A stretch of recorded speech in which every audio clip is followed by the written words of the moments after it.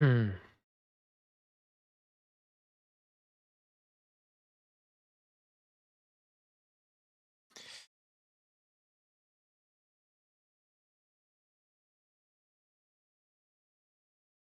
One second, if anyone's there.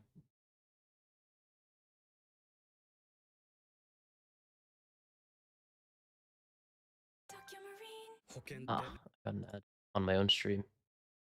Hey. Hi, Min. Thank you for coming.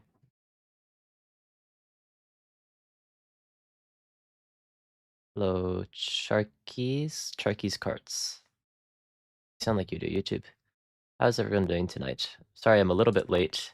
There was a championship that was going on, so unfortunately I may have missed out on that. I do believe the stream has ended, but I'm home now, which means that I would like to go over some of the games at least to some extent. So let me... This is correct. Here we go. Okay. This is a new development in the Ikai saga. We actually can get chat on screen now, though it's very janky. I don't have the actual plugin that makes it work, but like I don't stream enough for me to really justify figuring out how everything works. But thank you guys for showing up at, I mean, for me, a late hour is 9 p.m. in Japan. What time is it for you guys? I was not in the CS today. I was in the CS yesterday, in which, if you were here this morning, I actually had another stream this morning where I talked about my experience. So you check that out. But I went with Black Yellow Moria. And the main event, I didn't do too well, but I went X1 with Moria in side events. I think the deck's pretty good. Yeah. 8 p.m. Singapore. Yeah, I guess that makes sense. We're basically above each other. 1 p.m., 7 a.m. Seems like a pretty reasonable time. I guess the people in America are still kind of waking up. I guess that makes sense. 9 a.m. Yeah. I think it's like pretty good timing for who is it? The Europeans in the chat. But as I have heard, both Europe and North America have regionals today. So potentially a bad timing to do a bunch of streams. But is anyone watching this while at a regional, or is that not how that works? Or are people just getting FOMO from not being able to go to regional, so therefore they're here? I think both are equally likely.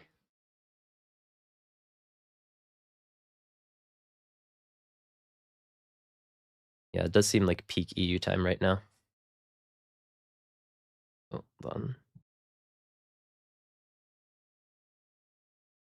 My friend sent me a message just now saying that he's only won dice roll 1 out of the last 9 times. Yeah, it's sometimes like that. I guess while people are still kind of filling into the chat and whatnot, let me tell you about how my day went. So 1 second as I bring the stuff that I got.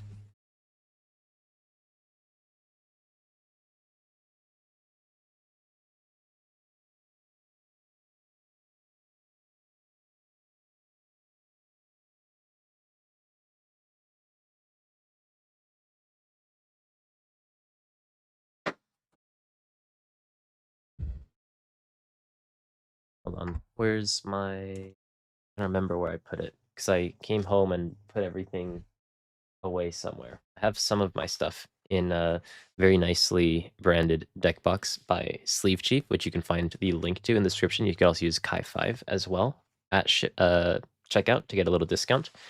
I just feel like I should plug that in every now and then so that I meet my monthly quota.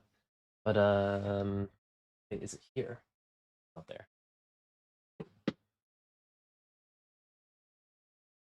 Hold on. It might be... It's in my... Might be in the other room. 1 second, guys. I'll be right back.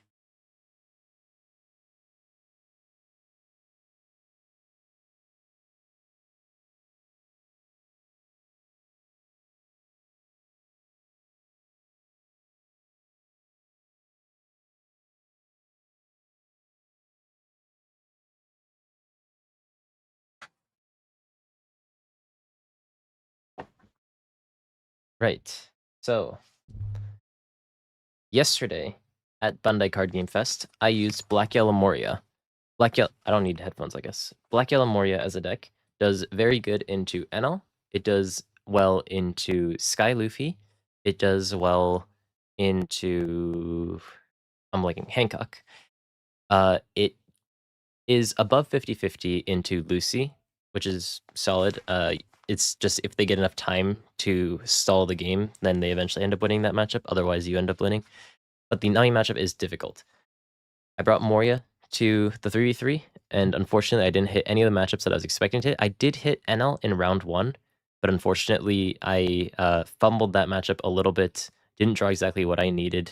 Didn't have that much counter in the end, and ended up just getting overrun very quickly, which was unfortunate. So I ended up losing a match that I really shouldn't have lost. But then after that, I hit Roger, I hit SC29 Luffy, 6 life Luffy, and I hit Blue Yellow Nami, which are basically the 3 worst matchups.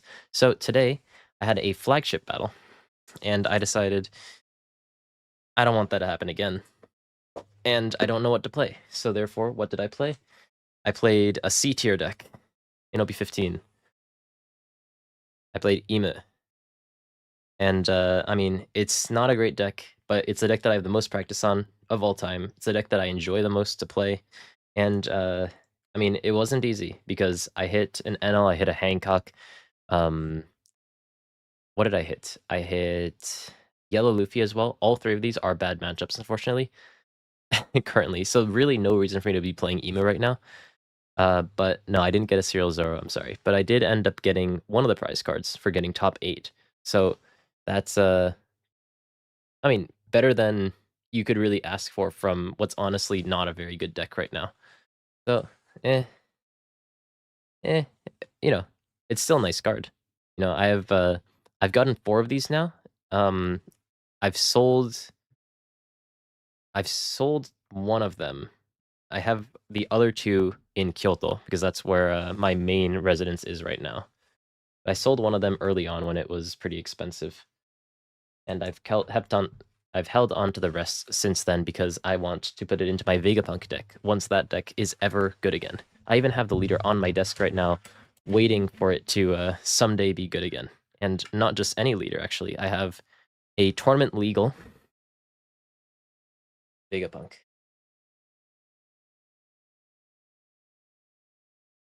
This is tournament legal, by the way. I don't know if you have these in the West, but I'm waiting one day to be able to use this Vegapunk leader, look at my opponent straight in the eye with this thing, and go, for one dong, I'm going to put Quasar into my life, and then put Borsalino out of it. But unfortunately, that day has not quite come yet because, I mean, this leader, while being the best Borsal user, is not necessarily a great deck right now. But yeah, Rose, that's how my day ended up going. And because I was busy, you know, catching up with life and whatnot, I have not had the time to actually watch the championship stream. So while fashionably late, if you guys haven't seen it as well, you know, for example, if you just woke up in NA, so you missed the live broadcast, you need someone to give you poor commentary in English on that. Or if you just got out of the gym, or if you're on your lunch break in Europe or something, I'm here to just yap a little bit. Yeah, these are tournament legal. Sound loaders are not legal. These are legal. I actually have a bunch of them. I have every one that's been printed up until this point, except for Smoker, because I forgot that that came out. But I'll pick that up at some point. Let me actually, I'll bring all of mine. Some of them are a little bit lower in quality, so they don't sit quite right on the stand.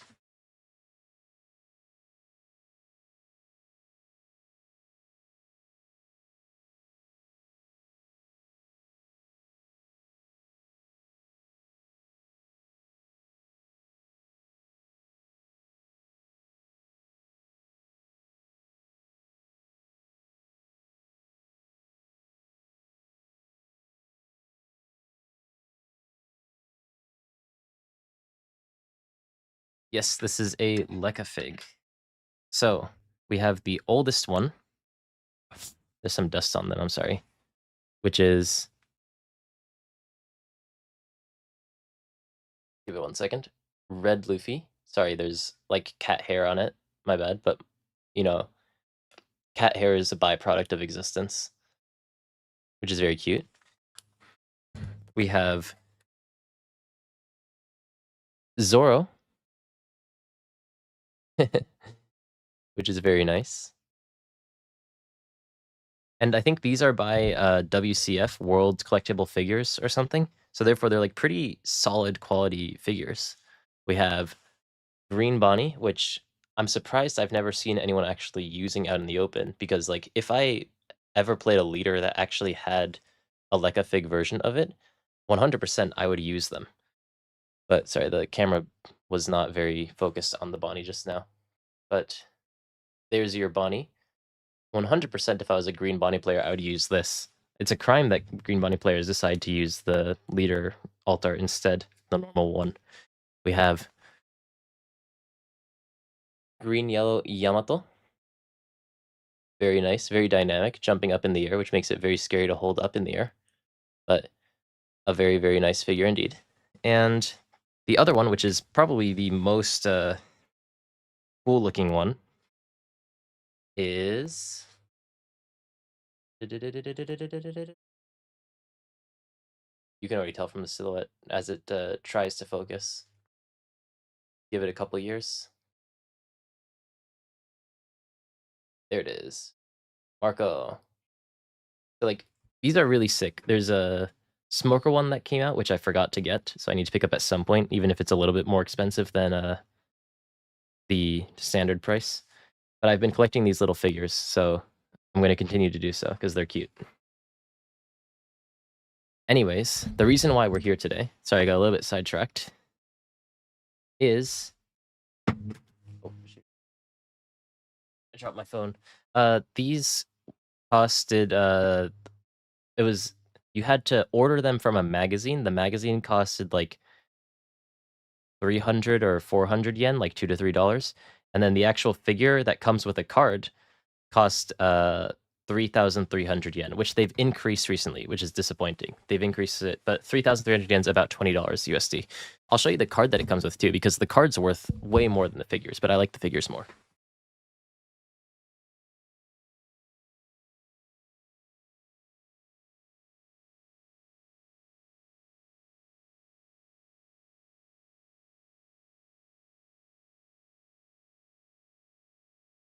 I don't know if I have all of the cards in hand just now. I just grabbed my entire pile of like random cards, but I have most of them, it seems.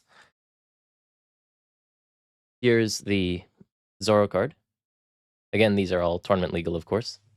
I need to get my face out of screen so it doesn't autofocus on my face. But there's Zoro, covered in a nice sheet of dust. Here is Bonnie, which is looking nice. Yamato, another nice looking card. Marco, which it's a cool scene, but difficult to translate to a leader alt art. And Vegapunk, when he was first introduced.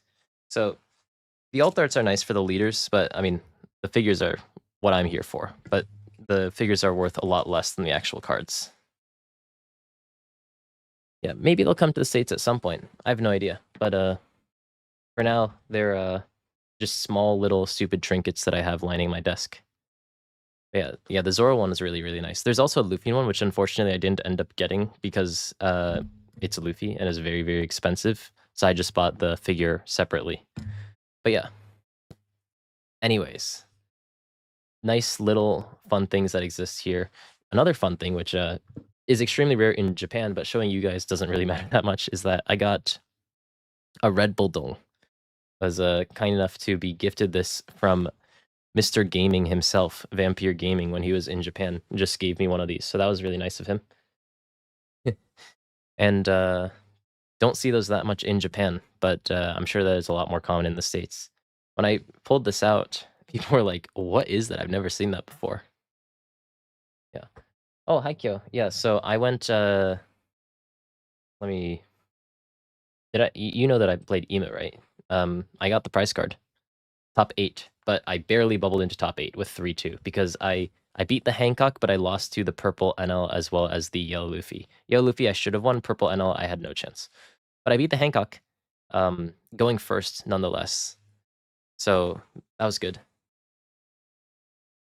I have run into McKenyu twice, actually. I've talked to him, I've taken a picture with him before, but I have not had the time to actually ask him to sign a card for me, unfortunately.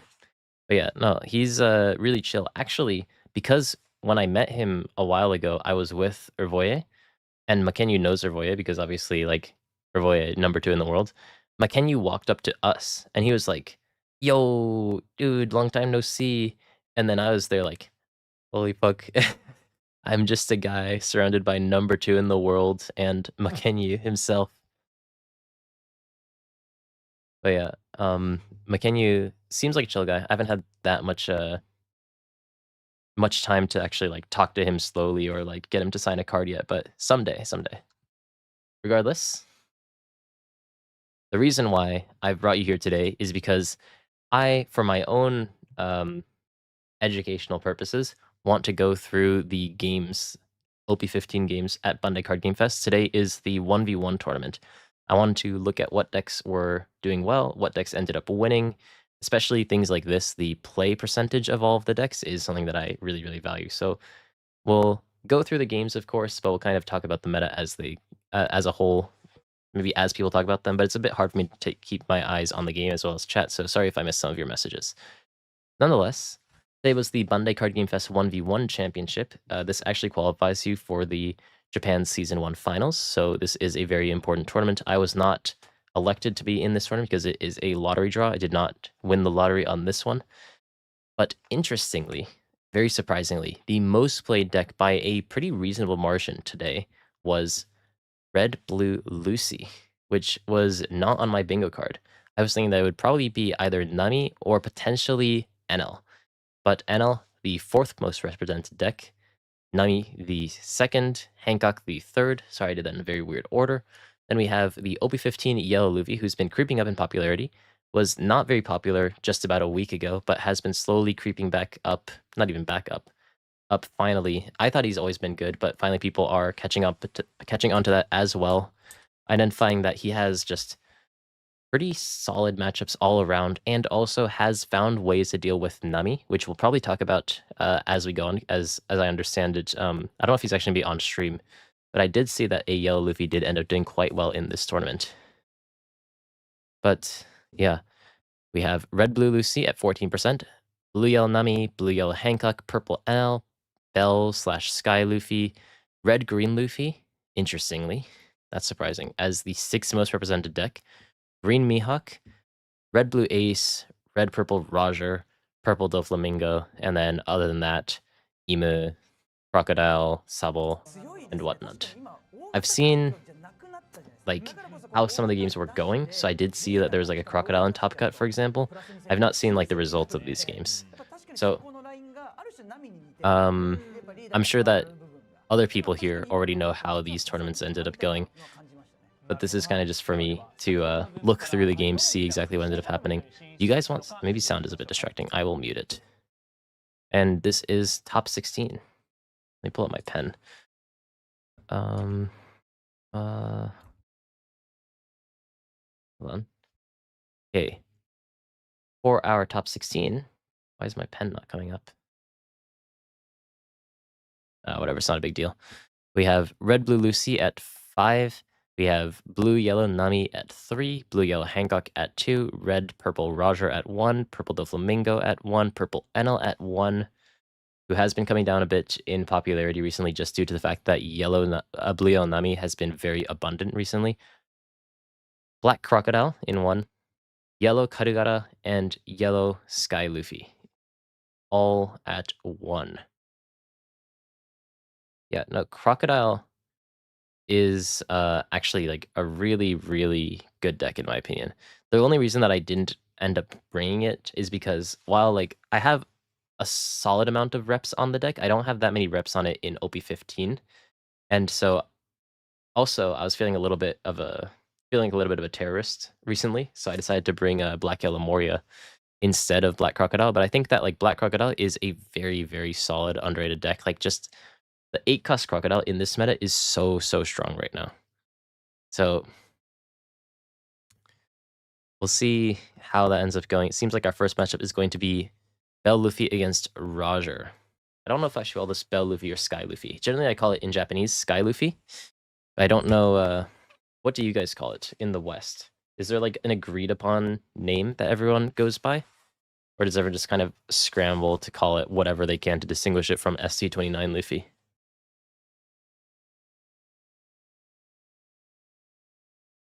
Yeah, no, Crocodile, I think especially Piss Luffy. I remember people call Yellow Kid Piss Kid. And people say Bell Luffy, Roulette Luffy. I mean, this Luffy is a little bit less trigger reliant. Sky Luffy. Oh, yeah. I mean, I guess you could do it that way. Gold Luffy. Yeah, I was thinking about calling it Gold Luffy, but I feel like that would be like, I don't know what my qualms with that was, but I felt like a bit too cheeky calling it Gold Luffy when no one else is calling it Gold Luffy.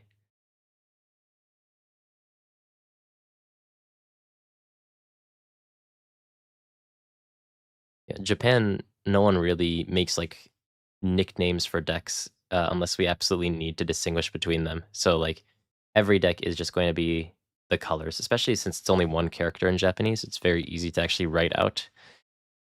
So we don't have things like Taxi Luffy or Grape Dofi or something. A bunch of the English names that a bunch of people have put onto those decks, just because it's very easy to call them by their name in Japanese. Still, we have, yeah. I mean, we've been talking about Crocodile a lot in Top Cut, but Roger's in Top Cut. So let me actually, because if you've watched one of my most recent videos where I talked about the OP15 meta, there was a brief moment where I talked about and showed a slide of all the decks that I tried, and Roger was one of them. So I've played a couple of games on Roger, and the deck I think is underrated. Like, I take the piss out of the deck a little bit just because it's like a play on curve and play your big stuff type of deck. But like right now, having a leader that can go to 7,000 power, like Blue Yell Nami, which is why Blue Yell Nami is so powerful right now, but also in the case of Roger, being able to go up to 9,000 power and also play characters that are bigger than Nami's characters means that if you can manage to get to that point where you get to play those higher end characters, you end up winning versus most of the meta, because most of the meta isn't designed to be bigger than the things that Blue Yellow Nami is playing, and Blue Yellow Nami's things aren't really that big. So Roger has a very solid matchup into Blue Yellow Nami. The issue is that Roger's a little bit easier to run down due to the fact that he doesn't become 7,000 power until later on in the game, whereas Blue Yellow Nami becomes 7,000 power from the first turn, meaning that if you can get enough aggression onto Roger, then he will end up being able to, or he will end up falling just due to the fact that he's going to have to cut some counter out of his hand when he doesn't necessarily want to quite yet. So Roger has been a deck that, from my testing, has been solid all around. He can do okay into NL, but I felt like I had to make my list specifically designed to beat NL if I wanted to beat NL. And aside from that, like, I wasn't entirely too confident on the pick, just due to the fact that it has some weird consistency issues. Just if you miss any one of those ramp cards or any one of those top end cards, I thought that like the matchups weren't winning enough for me to justify bringing Roger, but Roger has made it into top 16, so very exciting. May even be the first Roger that we've seen in Top Cut in Japan. Just happened to be an OP15 and facing the future Pirate King, spoilers, potentially, we don't actually know yet, himself in Yellow Luffy. In a very important arc as well, Sky Luffy. Skypiea, a place that Roger and Luffy have both visited. Going to be our first matchup of the day, the top 16 match, I believe. I don't know exactly how the system works because apparently there is a block A and a block B. So I don't know if like eventually block A and block B are going to fight each other. But right now, because it's the start of the game, Roger is going to be at 5,000 power. And we're going to see how Luffy's going to have to approach this game, because Luffy does have a pretty bad matchup into decks like Blue Yell Nami due to the fact that Blue Yell Nami can go up to 7,000 power. And Roger, a deck that can also go up to 7,000 power, nonetheless 9,000 power. I can see this matchup potentially being, oh, he has the tech. We'll talk about this 10 cost NL after I finish this point. But Luffy struggles a lot into leaders that can increase their leader's power. So therefore, he struggles into Blue Yellow Nami, he struggles into Red Blue Ace, and so I would imagine that he would potentially struggle into a deck like Roger as well, just due to the fact that he can increase his leader's power pretty automatically. However, we will see what's going to end up happening, just due to the fact that the timing that he gets his leader's power increase is going to be quite delayed, meaning that Luffy has a lot of time in the early game to try to get those early hits in to try to make them count. But we'll have to see what ends up happening. Now, Luffy, we saw from his first search, saw the 10 cost NL. This 10 cost NL, people haven't really been running because a lot of times you don't have the time to play it. If you're down to 1 life, you generally just aren't in a spot where you can just heal 1 and pass and expect to survive. Most of the times you're going to end up dying. So if you're going to play down the 10 cost NL, you have to play it when you're a lot more healthy than 1 life and only start to use the effect once you go down to 1 life. If you can manage to play the 10 cost NL before you get into range where you actually need the effect, then he's completely broken. But if you play him on the turn that you need to actually heal, he's useless. So therefore, people have been cutting him. Yellow Luffy players have been cutting the 10 cost NL to actually try to play more towards the mid game and play more towards the healing cards like the 5 cost Borsellino, the 4 cost Zoro, for example, like we see played on the board right now. However, the reason why this person, I would imagine, is putting in the 10 cost NL is because you actually have the time to play down that massive 10 cost 11,000 power rush character against Blue Yellow Nami, one of your worst matchups. So in the Blue Yellow Nami matchup specifically, you want to have that 10 cost NL to actually just be able to get big hits in over the opponent's 7,000 power leader, and also be able to stall time once you end up going down to 1 life, because Nami, a deck that's very good at healing, not very good at closing out the game. So a card that's going to make a big difference against Yellow Luffy, against Blue Yellow Nami as Yellow Luffy. So if that matchup ends up happening, we may see that 10 cost NL coming down. Still going to be interesting to see exactly what's going to end up going on in this game, because I would have imagined that this matchup would be approached similarly to the Nami matchup, but Roger is a little bit more aggressive than Luffy, so maybe electing that he doesn't have enough time to actually set up that 10 cost NL, didn't end up searching it, and Roger just going to keep doing his thing and is going to keep ramping, gets the double ramp off, actually triple ramp in total, with the buggy into the bullet into the buggy, which means that now already what should have been his 5 dong turn, he has 8 dong, meaning that from the next turn he's going to be at 7,000 power, astronomically fast. Not only that, but he has the 7 Kasoro in his hand as well. Maybe not the ideal target, but a target nonetheless, going to make his leader 9,000 power on the next turn. So early on what should be his 7 dong turn. And Luffy, with only 2 attacks at his disposal, is probably just going to hit with both of them, and Roger is happy to take both of those attacks just to get as many resources in his hand as possible. And once he sets up that big wall, being 9,000 power, it's going to be a lot more difficult for Luffy to actually stabilize the game. We'll be able to get another hit in with this 5 cost Luffy, though, 7,000 power once again at later. Now, Roger will have to think a little bit about this. He wants to go down to 1 life, though he will be at 9,000 power the next turn. He doesn't have something great to play the turn after that. So maybe he wants to stall a little bit of time, be a little bit healthy, and make sure that he can approach those later turns with a higher life total. But I think this is the more standard play.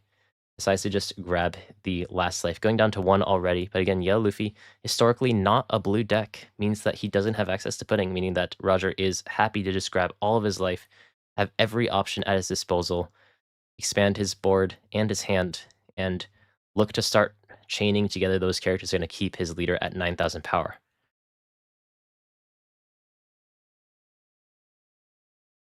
Yeah, I think this is the first round of Top Cut, which I believe is top 16, though this is a restream, so technically this is finished, but, you know, I'm this is the time that I was able to stream them, so this is the time that I'm going to stream them.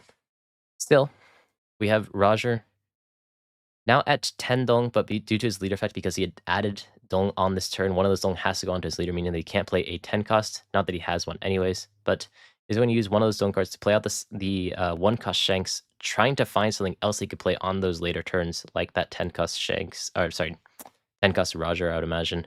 See this 10 cost Shanks, but unfortunately not a Roger Pirate, so can't pick it up. And Roger is going to have to find his top end one way or another, but only has Zoro in his hand currently.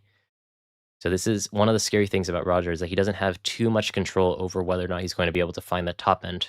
though he did make it past this first hurdle of finding his ramp.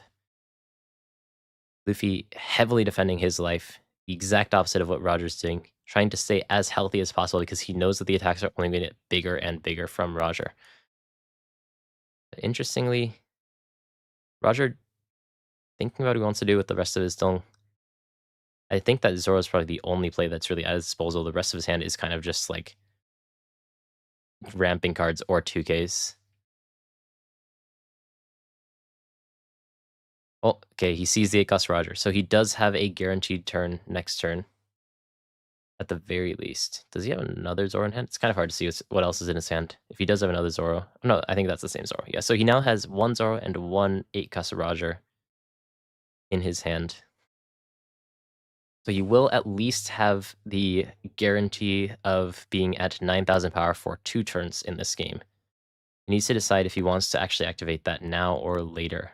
Doesn't have a great thing to do on this turn other than that Zoro, so after thinking about it, does decide to go for it.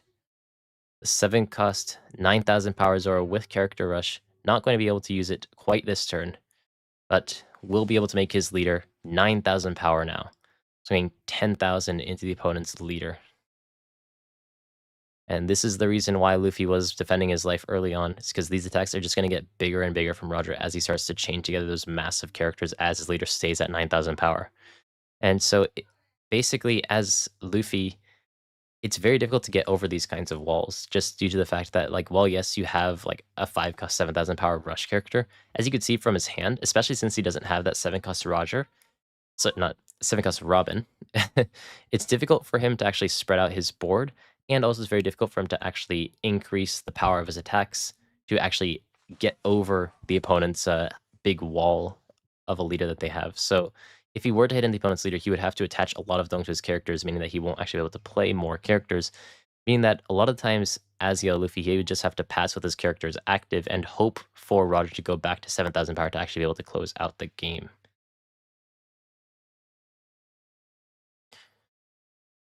So going to have to see. I think really all out of this is going to hinge on to the fact of whether or not Roger can close out the game before he runs out of top end, or if Luffy's going to be able to stall enough time for Roger to end up running out of top end for him to go back to 7,000 power. And while Luffy is going to keep slowly building up his board, potentially stalling time with that 5-cost Borsalino, trying to see if he can eventually find an opening to be able to break through onto the opponent's leader. But for the time being, there isn't all too much he can do right now aside from just potentially just playing out another 5-cost Luffy, maybe even the 5-cost Karugara to try to play the longer game and see what he can do from there.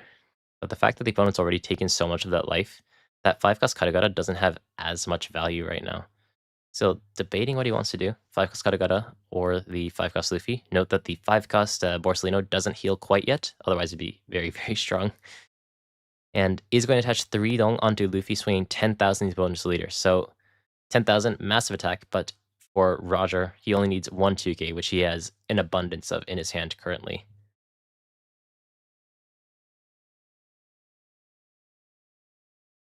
Counters with the Usohachi. Wants to hold on to the 6 costs, but out of hand 2 cost Uta to be able to play as a blocker later on alongside things like that Roger.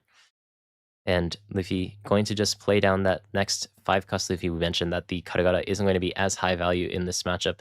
Just set up for eventually, at some point, hopefully being able to... Ooh, that's an interesting countervent. To hopefully be able to close out the game once Roger goes back to 7,000 power. But yeah, interestingly, something that we should point out is that this tournament is post-rotation, meaning that there's no 8-cost kid, there's no Red Rock, which may also factor into the reason why Roger made it to top cut, and also there's no Radical Beam, which is probably the reason why we're seeing this 1-cost Law event in his hand, because this event, I believe, is a Radical Beam if you have an 8,000 power or higher character on the board. I may be wrong on exactly what the effect is, but I think that this is just a simple substitution for Radical Beam.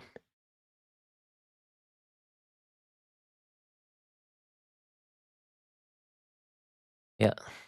Roger, once again, as we mentioned, going to stay at 9k power, playing that second big character, the first Roger of the game. and is going to play Uta alongside it to try to make it as difficult as possible for Luffy to break through, even if he already struggles against this 9,000 power leader. But really, what is going to be end up happening is if or if not Roger can find that next top end is going to change a lot within this game, because if he can stay at 9k for one more turn, he probably has enough damage to just be able to break through, unless Luffy does some crazy things with life heal and 5-cost Borsellino, which he's perfectly capable of doing, don't get me wrong. But we'll have to see, most importantly, if Roger's going to be able to find the rest of his top end. This is, you know that meme of, I believe it's Wallace and Gromit? Was it Wallace and Gromit? I don't remember exactly if it was Wallace and Gromit or Shaun the Sheep or something, where Gromit's like placing down train tracks. Was it Lost in Gromit or was it Tom and Jerry? I don't remember. One of those things, you're placing that train tracks as he goes. That feels like when you're playing Roger, where you're basically always playing top deck to top deck. Whoa! Oh my god! Is that... He still has the 10 cost, and also, actually, there is something he could do. And the funny thing about this also is that if Roger ever at any point decides to activate a blocker, those Luffys on the board are going to be 17,000 power. So this Uta has a lot of weight right now. Right now, that Uta, though, yes, it's going to be able to block any single attack because there's two Luffys on the board. The second that you block one of them, the next attack right now, currently, is going to become 17,000 power. So we'll see what Roger ends up having to do with this, because it's he's heavily incentivized from actually using that blocker now. And with that 5-cost Wiper, a very, very solid card, able to reduce the power of all of the characters on the board by 2,000 power, makes it much easier for Luffy to take out the board, and is going to manage to take out that 7-cost Zoro, and also heal 1 life, because he's a yellow leader, which is very fair, and everyone loves that. I mean, just a little bit. Like, Yellow Luffy is one of the more fair yellow leaders, but it is very powerful. So I'm not going to complain all too much. But now Yo Luffy, who was looking to be in a pretty bad spot the turn before, if we look at Roger, one large character weaker than he was last turn, and absolutely no top end to play this turn. He's run out of train tracks, and Yo Luffy's also dropped a lot of the cards in his hand, it seems. But now he needs to think about what he wants to do. He has no tracks left. He only has counter in his hand, and he knows the second that he activates one of those blockers, or even uses those counter events that should be increasing the power of his leader to make sure he prevents attacks, is potentially going to make that 5-cost Luffy very, very terrifying.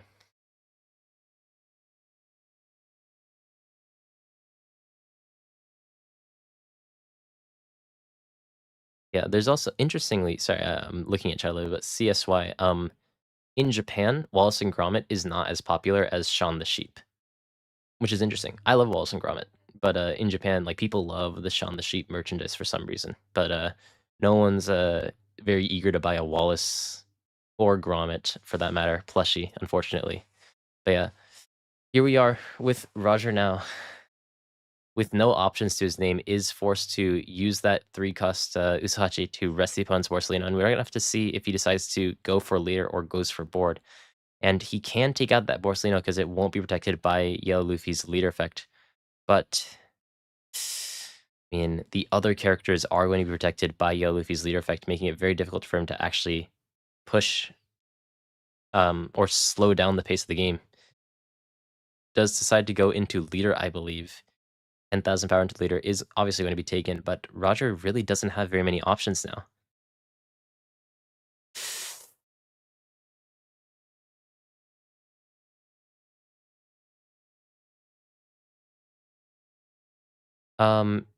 No, so, sorry, Vensange Gaming, you can reveal a life that's already face up for the Luffy effect.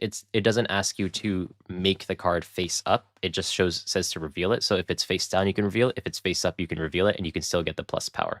So, regardless of the orientation of the card in your life, you will still get the power for that 5-cost Luffy.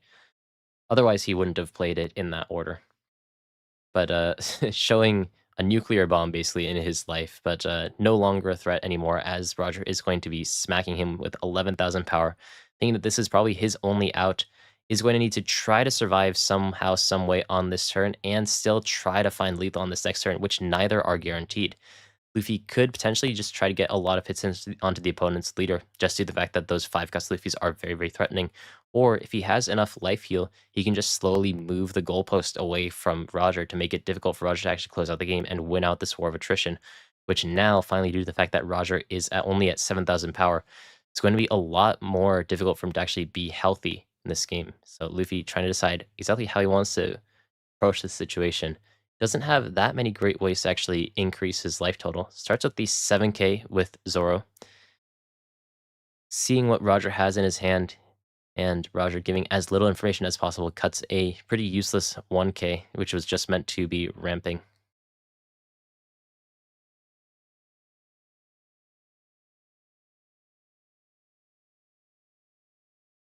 And 7k once again.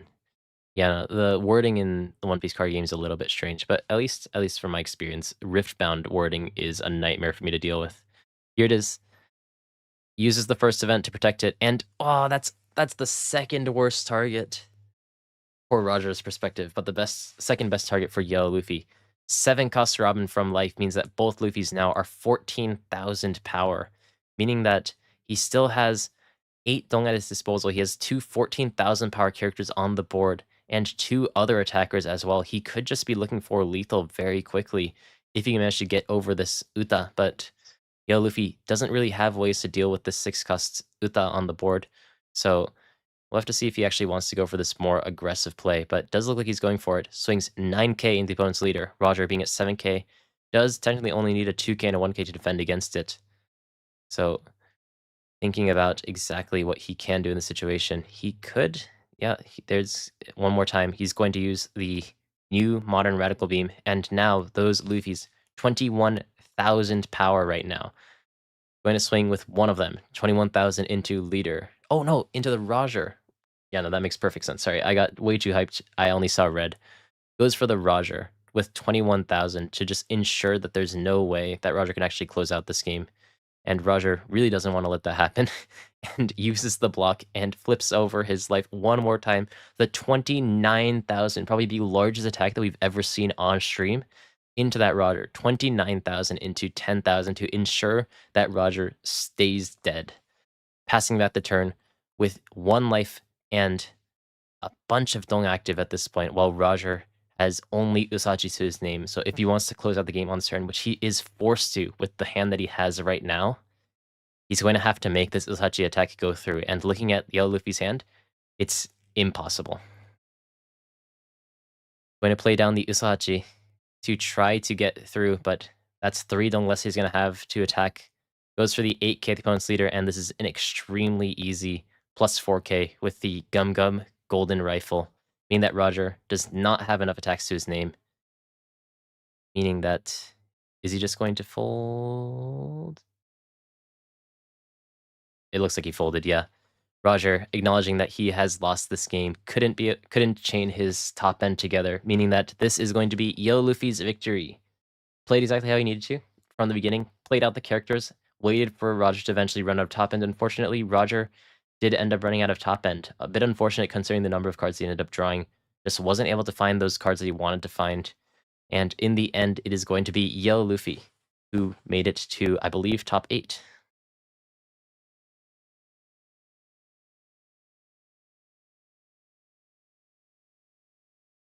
Yeah, I feel like on stream, it would be nicer to play out the game fully, but eh.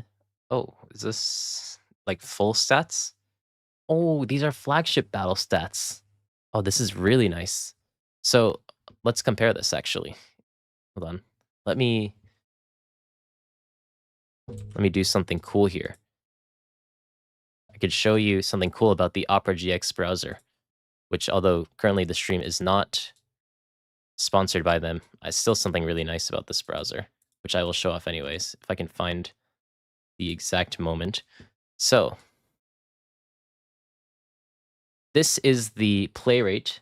Oh, let me move my camera a little bit. So with the split screen settings with the Opera GX browser, we can look at the play rates of the people. You look at the play rates of the decks at this tournament, the Bandai Card Game Fest preliminary stage, and we could also look at the flagship play rate.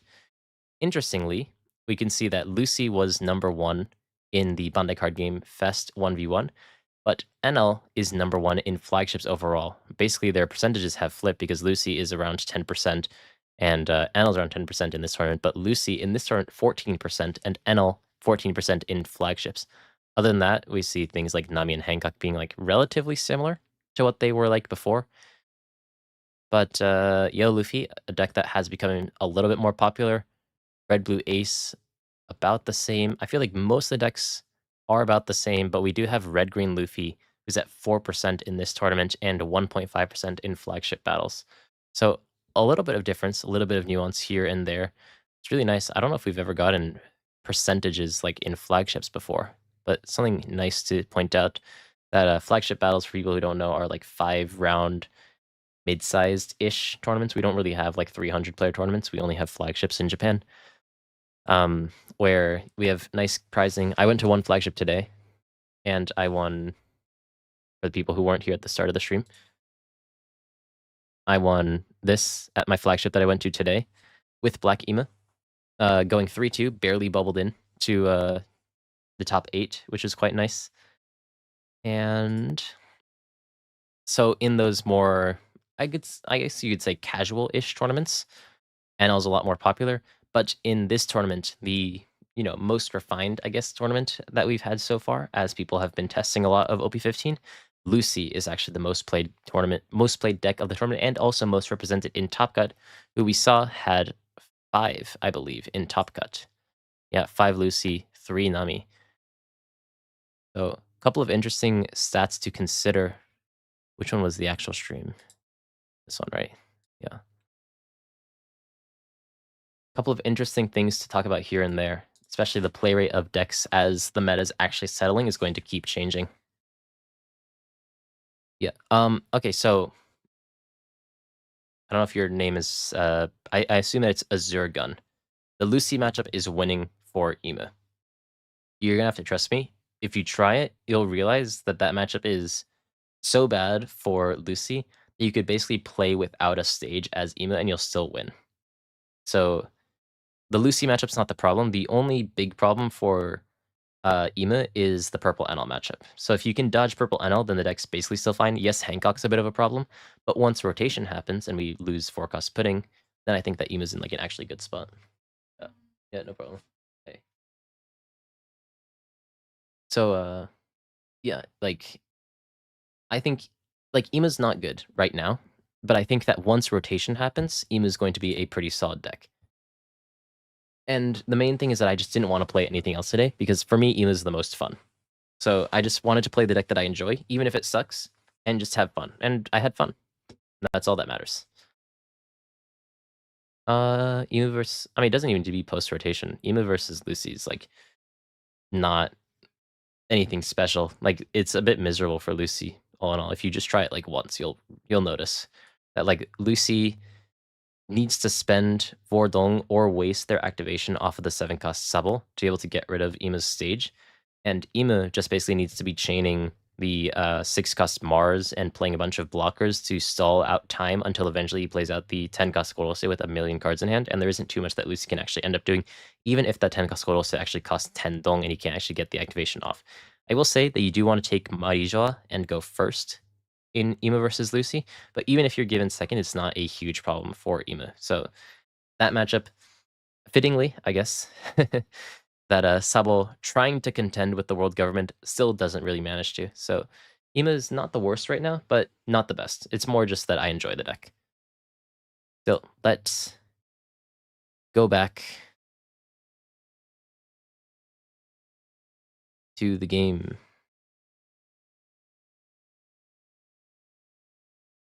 The thing is, up until about like a week ago, NL was like the clear best second format, which I think that these flagship results represent.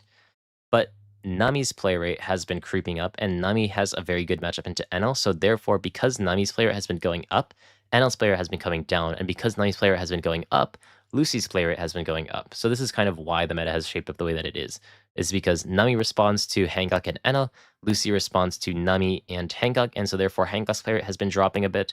NL still a very solid pick overall, really doesn't want to hit Nami, so therefore has been dropping a little bit.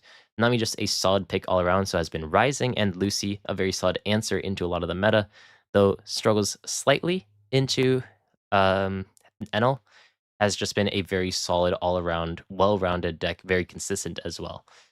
So that's the reason why these four are at the top.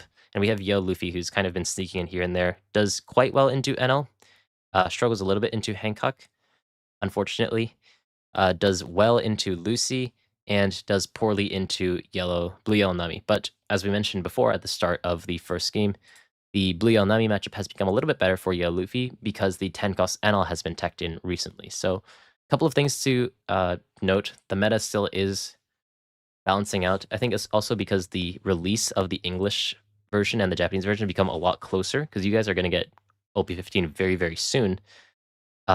You're noticing how much the meta actually changes, because this is very normal in Japan, where you have like the meta constantly doing this until eventually it balances out. But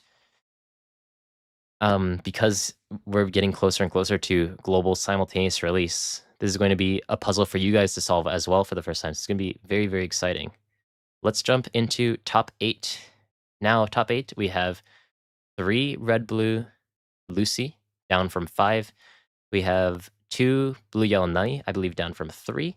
We have 1 purple Doflamingo, still at 1. We have 1 black Crocodile, still at 1. And 1 yellow Luffy, who I believe is down by a couple, but means that we have no Hancock left in the top 8. As we mentioned, Hancock's place in the meta has become a little bit more difficult recently. So though she was able to make it in top cut, it does seem to have been cut down in the top 16 match. Yeah. Without events like flagships in the West, it might be hard to feel the meta shift.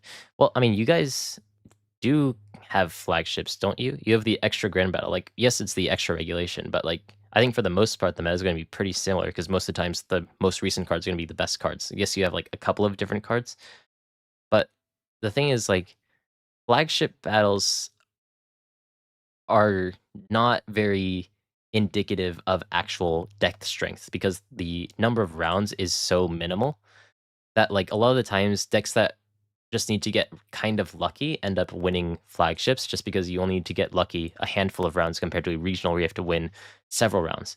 Whereas, so like in the West, you have 9-round Swiss stage tournaments like every single week somewhere across the ocean, whether it's in like Europe or whether it's in America. There's like constantly regionals going on, it feels like, at least from a Japanese perspective. I may end up being wrong on this, but it feels like there's always something going on somewhere. So I feel like the meta shift is going to definitely be noticeable, even probably more so in the West than it is in Japan, just due to the fact that Japan doesn't have very many larger scale tournaments like this one. Yeah, that's true. You guys also have store champions. So, I mean, I'm sure that's going to be something that you will feel, maybe not at a local level, just because I feel like locals are a lot more like pet decky. But I mean, I'm sure that it's definitely going to be something that's noticeable, because you no longer have been presented a almost solved meta that you need to refine like the last couple of texts for. Still, speaking of Blue Yellow Nami before, a deck that's very well situated in the current meta, it seems like we're going to see it as we see the Nami exclusive search event against Black Crocodile, who has been slowly been a nightmare in OP15, a deck that people haven't really been noticing as a very strong deck, but also a deck that's been buffed in OP15 as well, as we see with that 7-cost Nightmare Luffy in his hand. This 7-cost Luffy, 7 cost 7,000 with 1k counter if you have 10 cards or more in your trash, actually becomes a base 9k, but also gains 10 costs, meaning that on the board it would be a 17 cost 9,000 power character. But that's not all, because when you get 20 cards in your trash, your leader becomes 7,000 base power. And this is really what the Crocodile is looking for. He's trying to play out this Luffy to make his leader 7,000 power, because, I mean, like we mentioned before, against things like Yellow Luffy, making your leader 7,000 power, you know, Blue Yellow Nami's leader effect basically is really, really strong in this meta. So that 7-cost Nightmare Luffy, very, very strong in this meta, but also the fact that you can use that 8-cost Crocodile so well with your leader effect, being able to stun 2 characters on the turn that it's played means that you're going to be able to deny a lot of attacks, especially out of a deck like Purple NL. So you're going to see how this matchup ends up going. 2 very slow decks, but Crocodile's board is going to keep getting bigger and bigger. Before rotation, this matchup could have been a lot more closer due to the fact that Nami would have access to things like Red Rock, but this tournament, importantly, a post-rotation tournament means that she isn't going to have Red Rock, and Crocodile knows that. So, Nami, starting off this game, going first. The first swing, always going to be at least 2,000 power over the opponent's leader, try to get that extra draw off of your leader effect. Crocodile not willing to protect it quite yet. Lets that through, and Nami, setting the stage for this game, also sees a very solid curve with that 5-cost Nami in hand and that 7-cost Robin. We'll need to see the timing in which some of those are going to be used. Crocodile, on the other hand, he has his top end. He also has something that he can play on that 4-long turn in that Mr. 4, I believe. Mr. 4 Babe. But potentially maybe not the best target. Still going to be the target that he plays on this turn. Nothing really better to play. So plays the Mr. 4, which is going to be a blocker, which on KO is going to give him back one of the cards from his trash, Baroque Works type character cards, I believe, from his trash back to his hand when it ends up blocking. They're just a solid blocker all around, and also a target for the 7-cost Miss All Sunday. So going to use his leader effect as well, just start filling up trash a little bit, start to get a little bit ahead of that curve to make sure that he can actually fill it up, to make sure that he gets that 20 card threshold for that 7-cost Luffy eventually. And Nami just going to do what she always does. Always finding her curve, even if she doesn't actually search for it. Somehow always had the 5-cost Nami. I don't think I fought against a Nami that didn't have that 5-cost Nami on curve. Is going to peel the Crocodile's second life, swing for 6k, and Crocodile, without a 2k in his hand, it seems, decides to counter it 1k, 1k. If he takes this life because he doesn't want to give away the 1k, 1k, then he could be in a very scary range of Pudding, who is not banned quite yet. So decides to stay a little bit healthy, even if it does open himself up to a potential double 5-cost Nami. But hoping that doesn't end up happening, is going to counter out that attack, use the search event, just starting to fill up his trash a lot. Now going to be at, I believe, 8 cards in his trash, and trying to fill up not only his trash for the 7-cost Luffy, but also for targets for things like that 7-cost All Sunday, and for things like that 4-cost Bonkley. This Miss Valentine as well is also going to drop the rest of the cards into trash as well, so just filling trash over and over again, getting counters hand as well. Already going to have that Ground Death online as well, so going to be more difficult for them to actually break through with those larger attacks. And now, there's the 4-cost Mr. 2 Bonkley leader effect to KO the Bonkley, and now is able to play a 5-cost Baroque Works out of his trash or his hand, interestingly. Seems like he is just going to go for the more defensive play. Plays down the Mr. 5 gem, who is essentially just a queen, where if the opponent has a 0-cost or an 8-cost or higher, is going to be able to draw 2 and trash 1 while simultaneously being a blocker. And because of his leader effect, being able to reduce that Nami down to 0-cost, he is going to be able to get that effect off. So just setting up his board with a lot of blockers, stalling out a lot of time to get to that point where you can start to chain those crocodiles, potentially even play out that 7-cost Luffy. Has all the top end that he wants right now, which is the exact opposite of that first game that we saw against that Yellow Luffy and Roger. So a very solid start right now for Crocodile, just trying to stay as healthy as possible, even defending the attack from Nami. And this 5k attack from Nami heavily indicates he's going to play a 7-cost. So is it going to be the Sky Nami, or more like it's going to be the Sky Robin, or is it going to be the more standard EV03 Robin? Does end up playing that Robin out to heal 1 life, but because of your leader effect, he's going to be able to get 1 draw as well because one of the life cards has been moved. So now we're going to come back to Crocodile, but there is no Dong on Nami, meaning that there's no ability to go up to 7,000 power, meaning that this is one of the very few, honestly, the only turn in this game that Nami's not going to be able to be at 7,000 power. So this is the one chance that Crocodile has if he wants to go for an aggressive play, should he choose to.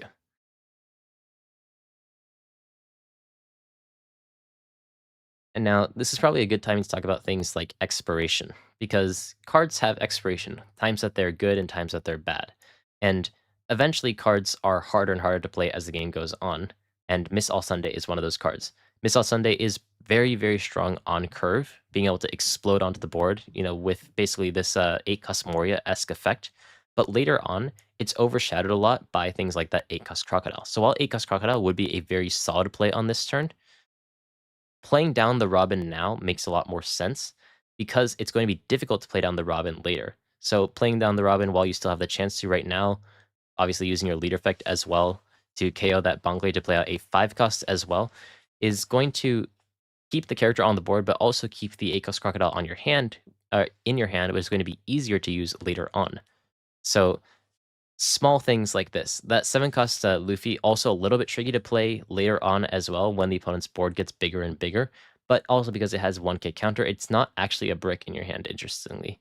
So playing out that All Sunday, holding on to the 8 cost Crocodile for when the opponent actually has 2 threats that are actually worth locking, just expanding his board as well as possible, taking his time, and deciding if he wants to use this one advantage that he has right now because the opponent doesn't have a Don't on his leader.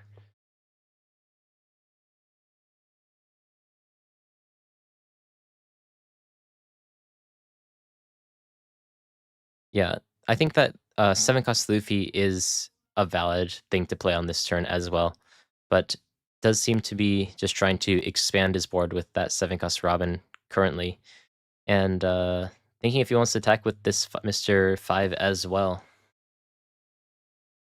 I think that you are in a pretty reasonable spot to do so if you want to, but I would understand if he wants to keep that active as well, just to be able to get that block off next turn to make space as well for some of the characters he wants to play later on. Still, Mr. 1 with that character rush is going to hit into the Nami, and we're going to see what's going to come out of that effect. It's going to be the Marco, which is a very good target, actually.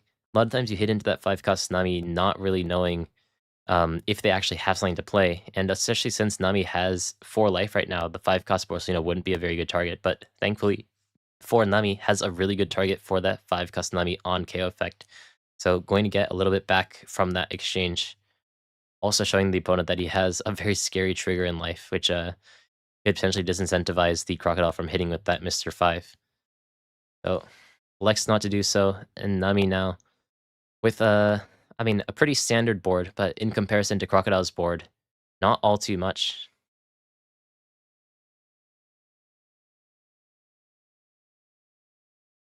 The one scary thing you have to worry about for Nami, at least until April, is that one of the scary things, because it can play anything that's 6,000 power or less out of your hand, you can also play the 4 cost Pudding. So sometimes a lot of people hit with their characters first and then play out their cards from their hand. But if the opponent decides to play Pudding off of that 5 cost Nami, then sometimes you just lose the play that you're trying to play on that turn. So something you have to really think about in this matchup as well to not get caught off guard by, but something that's only going to be relevant for the next, honestly, like maybe about a week. So definitely something that's going to be interesting to see how people approach the game differently. But it was one of the fun things. In a way, it's a bit sad to see Pudding go. I wanted it gone, I will say, but this is like one of the interesting ways that you could play around it, where like you play out your board first before hitting into the opponent's Nami because there's the factor that maybe they end up puddinging you. So Nami trying to be a little bit aggressive in this situation, swings with the Marco, swings with the Robin, plays out the 8 cost Moria, and is just going to potentially, more likely, going to keep healing life.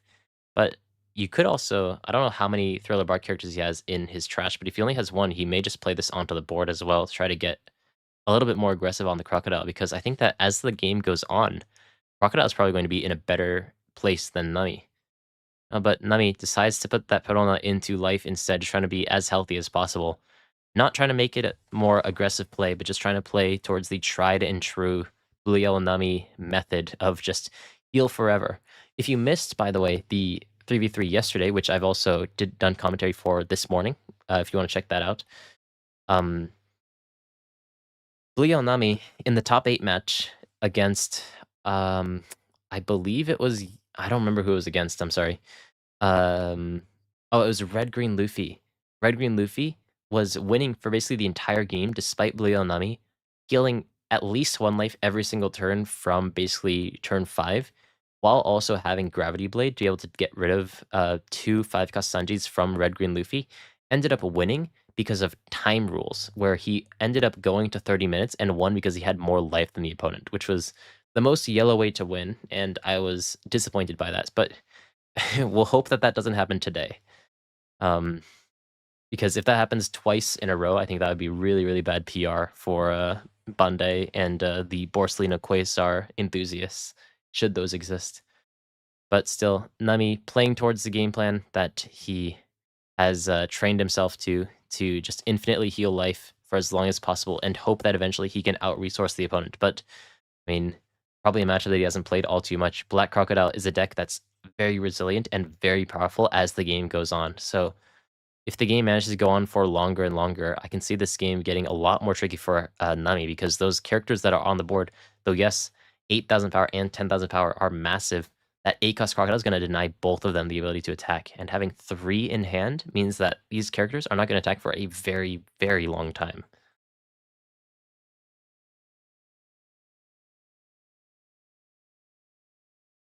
Yeah, no, Thriller Nami is a little bit, doesn't have very much class. If you want a leader with class, I have one for you, and that is the tried and true Thriller Bark leader, Black Yellow Moria. I recommend the deck. I think it's really cool.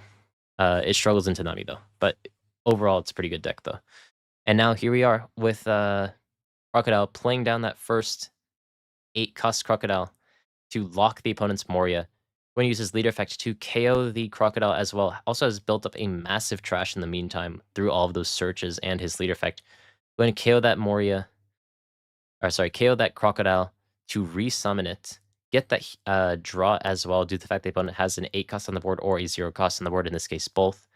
Going to draw 1 card while simultaneously locking that second character on the board. So Nami has basically no attacks on the board, even though he was doing well in terms of life and resources. And slowly but surely, Crocodile may start to be able to push this back, should he have enough time in this game. Now, the thing is, though we do mention that these characters are never going to attack, basically, if Nami can keep playing out these characters, as we see he has another 8-cost Moria in his hand, he can potentially stabilize the deck if he can get enough top end onto the board. Because Crocodile is a deck that's very good at denying the opponent the ability to attack, but if they can get those attacks off, then he can end up getting run over, because Crocodile, unlike a deck like Nami, unlike a deck like Red Blue Ace, doesn't have ways to increase the number of resources that he has. He only has the ability to deny the opponent the ability to take away your resources, if that makes sense. So if Nami can continue to play out these larger characters on the board, then maybe there's a chance, because it's difficult to lock more than 2 characters without something like Patchwork in the mix with Crocodile. But we'll see how this game ends up shaping up. It does seem like Nami is going to be posturing to play out that second 8-cost Moria as well. And yeah, there's the Mr. 4 from that turn 2. Oh, just making sure that he understands the text. This is a very scary card, by the way. Can pick up any Baroque Works type character, I believe, from his trash. Meaning that if he, for example, dropped an 8-cost Crocodile into his trash, he would be able to pick that up. But already having enough solid top end just picks up the 2K, which honestly, this Vivi is also a crazy strong 2K as well. So if these characters eventually become rested on Nami's side, Crocodile also has the option to take out the opponent's characters as well. So lots of options that Crocodile has. He just needs to know what he could potentially do with the cards at his disposal. Now, massive hand, something that you would really want to play Pudding against, but this is one of the awkward things about Pudding, is that by playing Pudding, you're not playing top end. So Nami, I mean, if she has Pudding, she would need to decide if she actually wants to Pudding a hand like this, or if she wants to keep continuing to develop her board.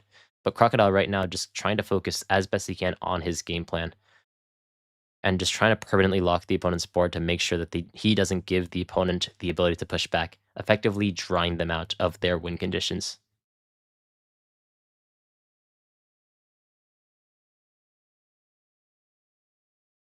Yeah, I love Crocodile. This deck is so fun.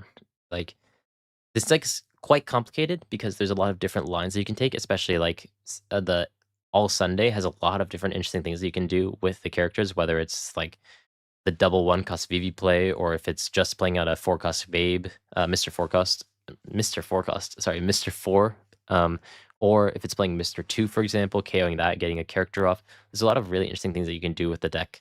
So quite complicated in some of the lines that you can take, but very, very fun, very rewarding, it seems, as well in OP15, because we had several people, I believe, make it to top cut yesterday. I think we had 3 people in the 3v3 make it to top cut with Black Crocodile yesterday.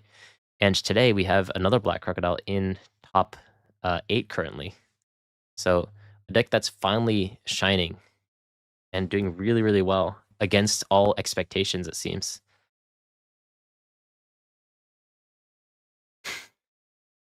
Mr. Forecast. Honestly, the best Mr. Forecast right now in the game is Forecast Zoro. Forecast 6000, heal 1 life is kind of crazy. But Nami picks up that life thinking about it and does trigger out the Quasar. But unfortunately, because he has 3 life, isn't going to get that heal off. Still, just being able to play a 5-cost 6000 power blocker out of your life is going to be quite helpful. So you're definitely going to trigger that out if you do manage to have it, but does wish that he also got that heal off of it as well. Still, beggars can't be choosers, because at the very, very least, this is basically just a Shaka trigger if you were to play a Vegapunk. So gets that blocker onto the board. Also a pretty good stat line as well. And Crocodile deciding to, instead of locking the opponent's board permanently, play down that 7-cost Luffy to finally, I believe, become 7,000 power. And also this Luffy, as we mentioned, we don't know how many cards he has in his trash, but at 10 becomes a 17-cost 9,000 power character. And at 20 cards in trash is going to make your leader 7,000 base power. So even though Nami has some pretty big characters on the board, Crocodile's board is also really big as well. So if he can just get past this one turn, gets 20 cards in his trash, and then start to play the rest of the 8-cost Crocodiles that he has, then I think that Nami really doesn't have many ways back into this game. So this was, again, like we were mentioning before, the thing that we were talking about with expiration date, where if Crocodile wants to play down that 7-cost Luffy, he needs to play it early on, because it gets harder and harder to play it later on when you're going to really want to be playing that 8-cost Crocodile. So electing to play it now, though he may be relative to the 8-cost Crocodile a little bit weaker, is going to benefit him a lot more as the game goes on, as he still has the time to actually be able to restabilize even with a slightly weaker turn. Now, being 7,000 power, Nami decides to go 6k into the opponent's Mr. 1, which is easily going to be taken. It happens a lot when your leader is higher power than the characters on your board. And Nami, if she wants to get damage on the opponent's leader, is going to have to commit a lot more than they did before. And Crocodile, with such a large hand that he's been accruing over these turns of being able to deny the opponent the ability to attack, is going to keep whittling at the opponent's board, but is going to keep it under control. Crocodile's hand a lot weaker than it was one turn before, and Nami just back up to 3 life like nothing happened with another 5-cost Porcelino onto the board.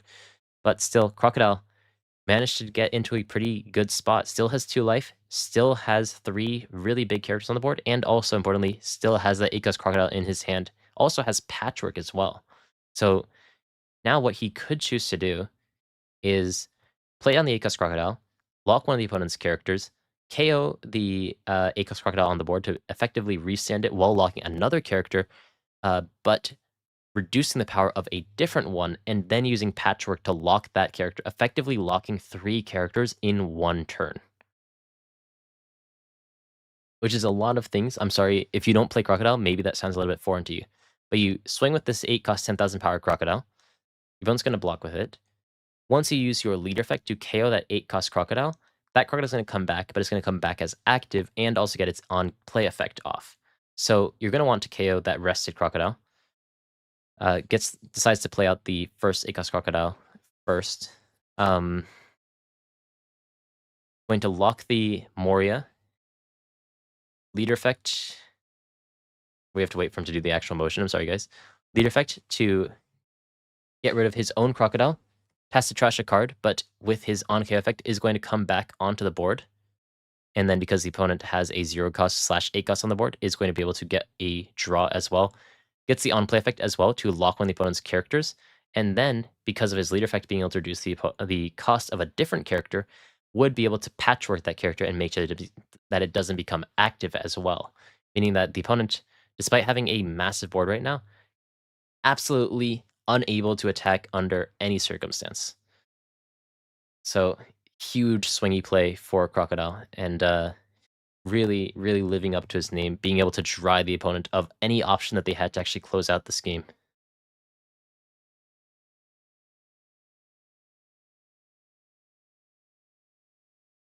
Um, sorry, I see someone in chat saying, "Did he misplay?" Did he misplay? I'm sorry, I'm just saying like what I would do, but it seems like he's going for it though. Yeah, plays the patchwork, does end up locking the Robin. The counters on the cards are a bit confusing for me, so I don't know exactly what can or can't attack right now.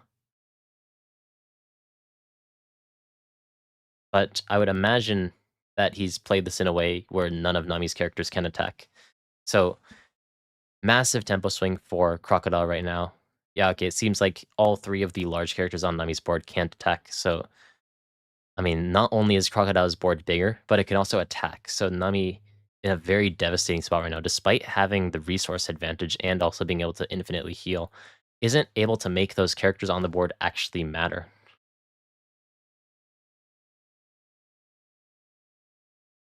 Yeah, it's okay. The dice really confused me as well.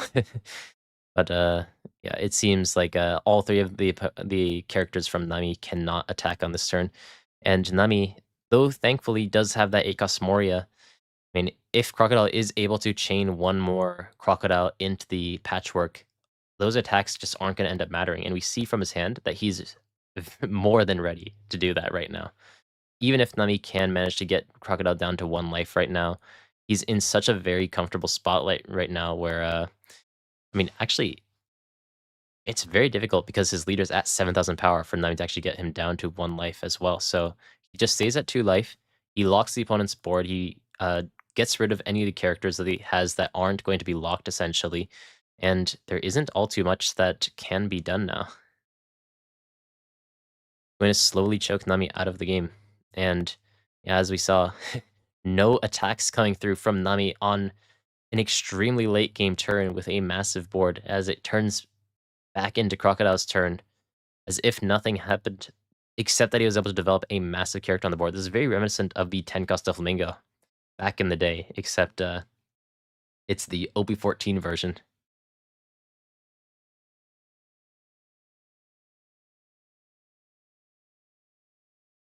And this is, yeah, he decides to block. So a lot of times when you're fighting these Thriller Bark decks, because you know a character's going to come onto the board, you want to just ignore the opponent's board and hit into the opponent's leader. And then by doing so, I mean, obviously in this case, you don't really want to enter Robin, but by hitting the opponent's leader, it makes it awkward for the opponent to actually use their triggers, meaning that they're forced effectively to block if they have a blocker. Meaning that just by hitting with this Crocodile, you're basically guaranteeing getting rid of this Crocodile. Not Crocodile, I'm sorry. 5-cost Borsalino. And it's going to keep hammering damage into Nami. Nami could potentially even die on this turn, depending on the amount of counter that he has in his hand or the triggers.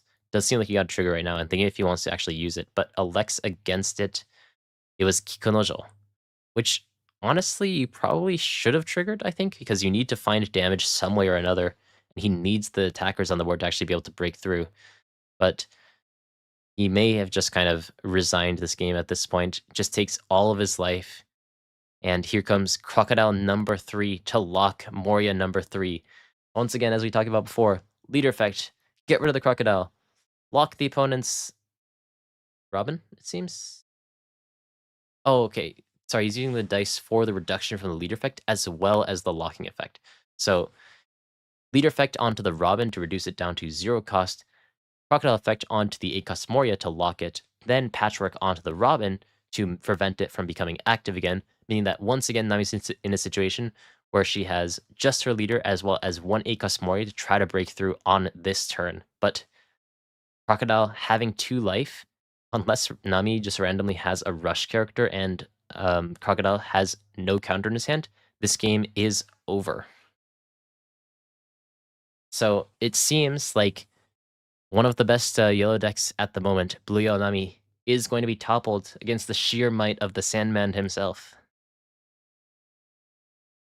Which is very refreshing to see. Refreshing may be the wrong word when talking about Crocodile.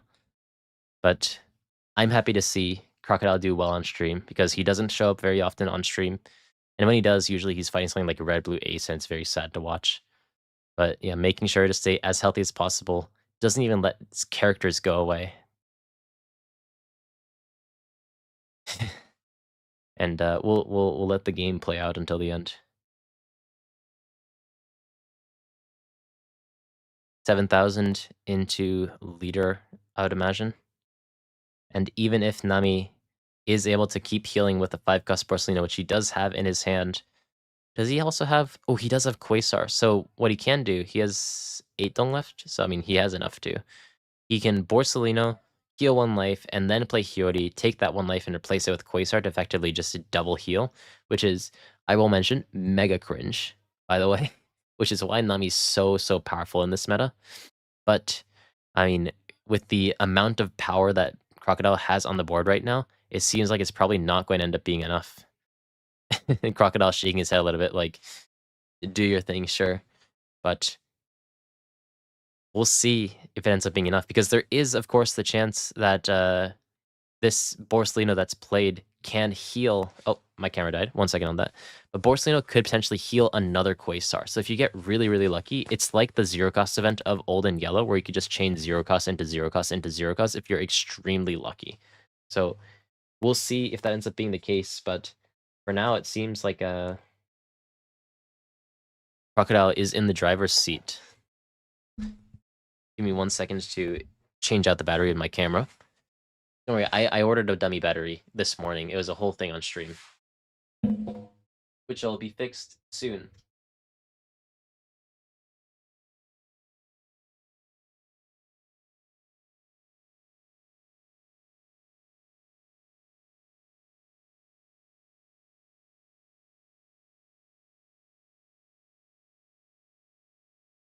Dun, dun, dun.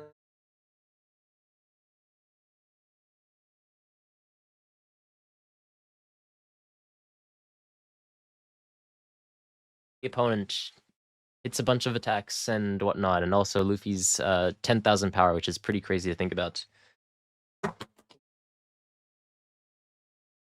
And Nami trying her best to survive in this game. Still rather healthy, all things considered, thanks to that Borsalino Quasar combo that was not unfortunately touched in the ban list. Going to swing for 10k with Luffy once again. Does also have, it does seem like he used the ground death, yeah, so make sure that the Borsalino can't actually block 10,000 at leader. Is it going to be another think about it, is not going to be Quasar, meaning that now, with nothing left to defend him, Crocodile, I'm going to start with 10k. Doesn't decide to swing with all the dong that he has at his disposal. Starts 10k, and is going to be defended by Nami, but the rest of the dong on the leader surely should be enough to close out this game. Just thinking, wait a second, does Nami run Radical Beam or something? Nah, fuck it. 10,000 at leader. It goes through as Crocodile wins on stream and heads to top 4. I feel so happy for him. He looks so happy too.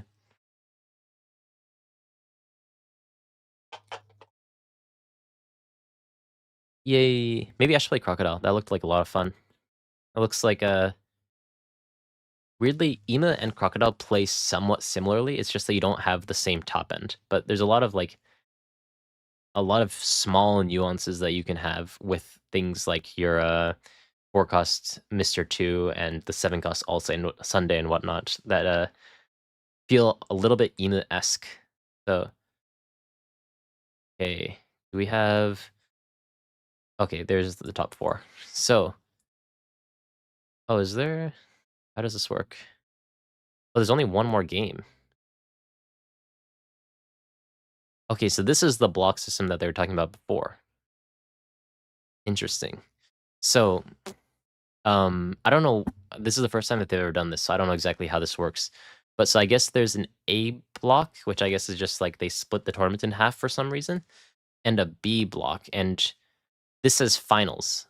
And it seems, at least from skipping through this, that there isn't another game after this. So there's 2 finals going on at the same time, but they're not actually going to end up hitting each other, which is weird.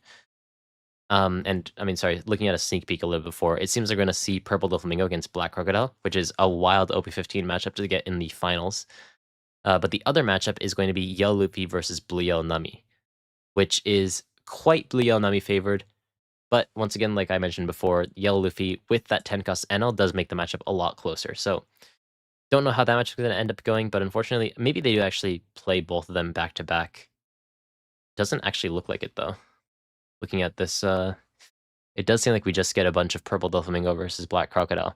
But we'll see what ends up happening. But let's get into, apparently, the finals, which is Purple Doflamingo against Black Crocodile, against all odds. The OP15 finals. No OP15 leader, and two OP14 leaders that felt somewhat forgotten.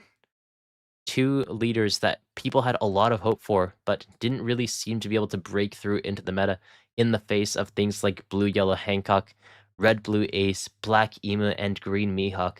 Finally, the only two standing left in this tournament against each other. And oh, I know that guy. The blonde guy. I know him. Well, what did I just click on? I have like a bunch of stuff on my desk.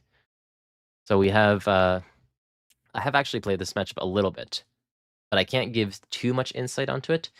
However, Black Crocodile does basically lock every single card that Doflamingo wants to play, and also all of his cards being 8 cost or higher, or I mean his relevant card in the 8 cost Doflamingo, as well as actually in OP15 that 7 cost Luffy, because once you get 10 cards in trash, it's going to become 17 cost. The 10 cost Doflamingo isn't going to lock anything except for the 7 cost Miss All Sunday, which is not really the cards that you want to be locking. So therefore, both these decks are going to be able to expand their board because both decks have something that's kind of 8 cost Moria-esque, where the the purple Doflamingo player can play the 8 cost Doflamingo into a bunch of things like the 5 cost Virgo, but also Crocodile has the ability to play out a 5 cost off of that 7 cost Miss All Sunday as well. So both of them have something Moria-esque, but unfortunately, Purple Doflamingo's top end in the face of Black Crocodile's top end feels a little bit overshadowed. So we'll see how this matchup ends up going, but this is a matchup that is somewhat favored for Black Crocodile. So we'll see how this ends up going. But Crocodile, able to take first as well, is going to be pretty significant in this matchup because Crocodile, I mean, surprisingly, although you see things like the 8 cost Crocodile being a crazy power card, because that 7 cost Luffy and that 7 cost Miss All Sunday are so powerful in this deck, going first is really, really strong for this deck as well. So we'll see how this ends up going. Crocodile has a lot of searchers right now in his hand as well, so we'll be able to fill up his trash very, very quickly and find the cards that he needs as well. Purple Doflamingo, looking at their starting hand, I only saw Divine Departure, but Divine Departure in the face of an 8 cost Crocodile, which basically feels permanently on the board with that on KO effect, may not be able to do all too much. Does thankfully have a couple of searches as well. That 1 cost Sugar and 1 cost Dillinger combo is really, really strong for Purple Doflamingo. So potentially could look to try to make a resource advantage as the game starts. Black Crocodile going to pick up that Mr. 2, which is basically just a 4 cost play any 5 cost in your deck, essentially, if you're playing this Black Crocodile deck. So going to be very flexible, and Doflamingo, as we said, going to be setting up that Dillinger Sugar combo. And once that Sugar becomes rested, it's going to be very easy for Doflamingo to be able to use his leader effect to redirect any of the opponent's attacks into the Dillinger to make sure that Sugar gets 2 searches off. So a very strong way that Purple Doflamingo has to actually increase the amount of cards that he has in his hand, as well as increase his consistency. But that is, of course, if the opponent doesn't have a 1 cost, which Crocodile does. So, sorry, I didn't see what he ended up searching off of that 1 cost Miss Valentine, but does manage to put a 1 cost 2000 on the board, which is a lot more relevant than it may look, just because it's going to be able to take out that 1 cost Sugar on that next turn. And seeing that 1 cost Sugar, Akanashi, the Purple Doflamingo player, decides not to go for that combo and instead is just going to use the effect immediately to get that search off, looking for a 4 cost, which he finds. 4 cost putting probably the only card that you really want to be playing on that forward long turn to be able to get a sort of pseudo ramp in a way. I mean, get an actual ramp, but also with the on KO effect, being able to play a larger character as well. Going to be very, very nice when you're going second as Doflamingo. So happy that he was able to find that. even though it did come at the cost of that quite powerful Dillinger and Sugar combo. Still, 5k the opponent's leader, likely going to be Sugar, gain 1 Dong active, and search with that other 1-cost Sugar as well. Just keep getting the deck rolling to get all of the pieces that he needs that he can hopefully be able to break through. And we have Crocodile. I'm still surprised that there's only 3 rounds,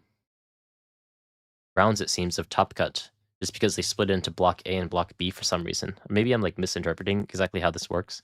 Maybe we have like a secret hidden game at the end. But oh, decides to not go for the Sugar search, just plays out the second Dillinger instead. So wanting to rest that Sugar at the same time that he has a Dillinger on the board. Decides not to search quite yet, but that does mean that he doesn't have very good cards in his hand for that next turn. By Fishman Luffy, do you mean the Thriller Bark Luffy? No. He does have to raw draw it, but the deck, I mean, doesn't need that card to end up to actually win the game. It's not like Roger in that like you don't find your 10-cost Shanks, which is unsearchable, then you're not a deck. It's plays around the 7-cost Robin and the 8-cost Crocodile, but also has the 7-cost Luffy as an option to be able to go up to 7k power. And because it's at 4 copies in the deck, you have a reasonable way of finding that card. So it's not a huge deal that it's not searchable in the deck, and also because of how quickly this deck can fill up your trash. It's just a solid card to have in general. Also not a brick because it has 1k counter despite being effectively a 7-cost 10,000 in the late game.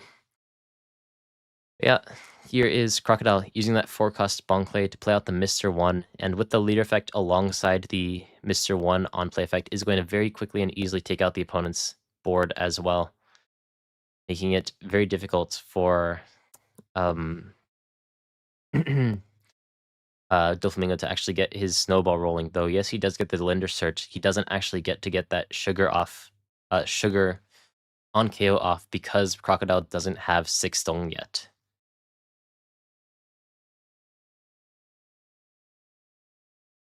Yeah, it's like the 7-cost Nightmare Luffy is really good into certain matchups, but then like in those matchups you'd probably end up mulliganing for it a little bit more heavily.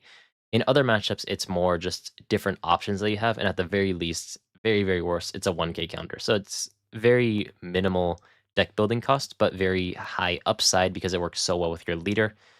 Just, you know, making your leader 7k for free, super, super nice. Yeah. And also, by the way, I mentioned that this I know this blonde guy. This guy works for Tomohappy. I don't know exactly what the relation is, but he's always on Tomohappy's TikToks, and they always come up. It's really annoying, but I know his face too because it's been singed into my mind because every single time there's a Tomohappy TikTok, he's just dancing in the background for some reason. But yeah, good player though.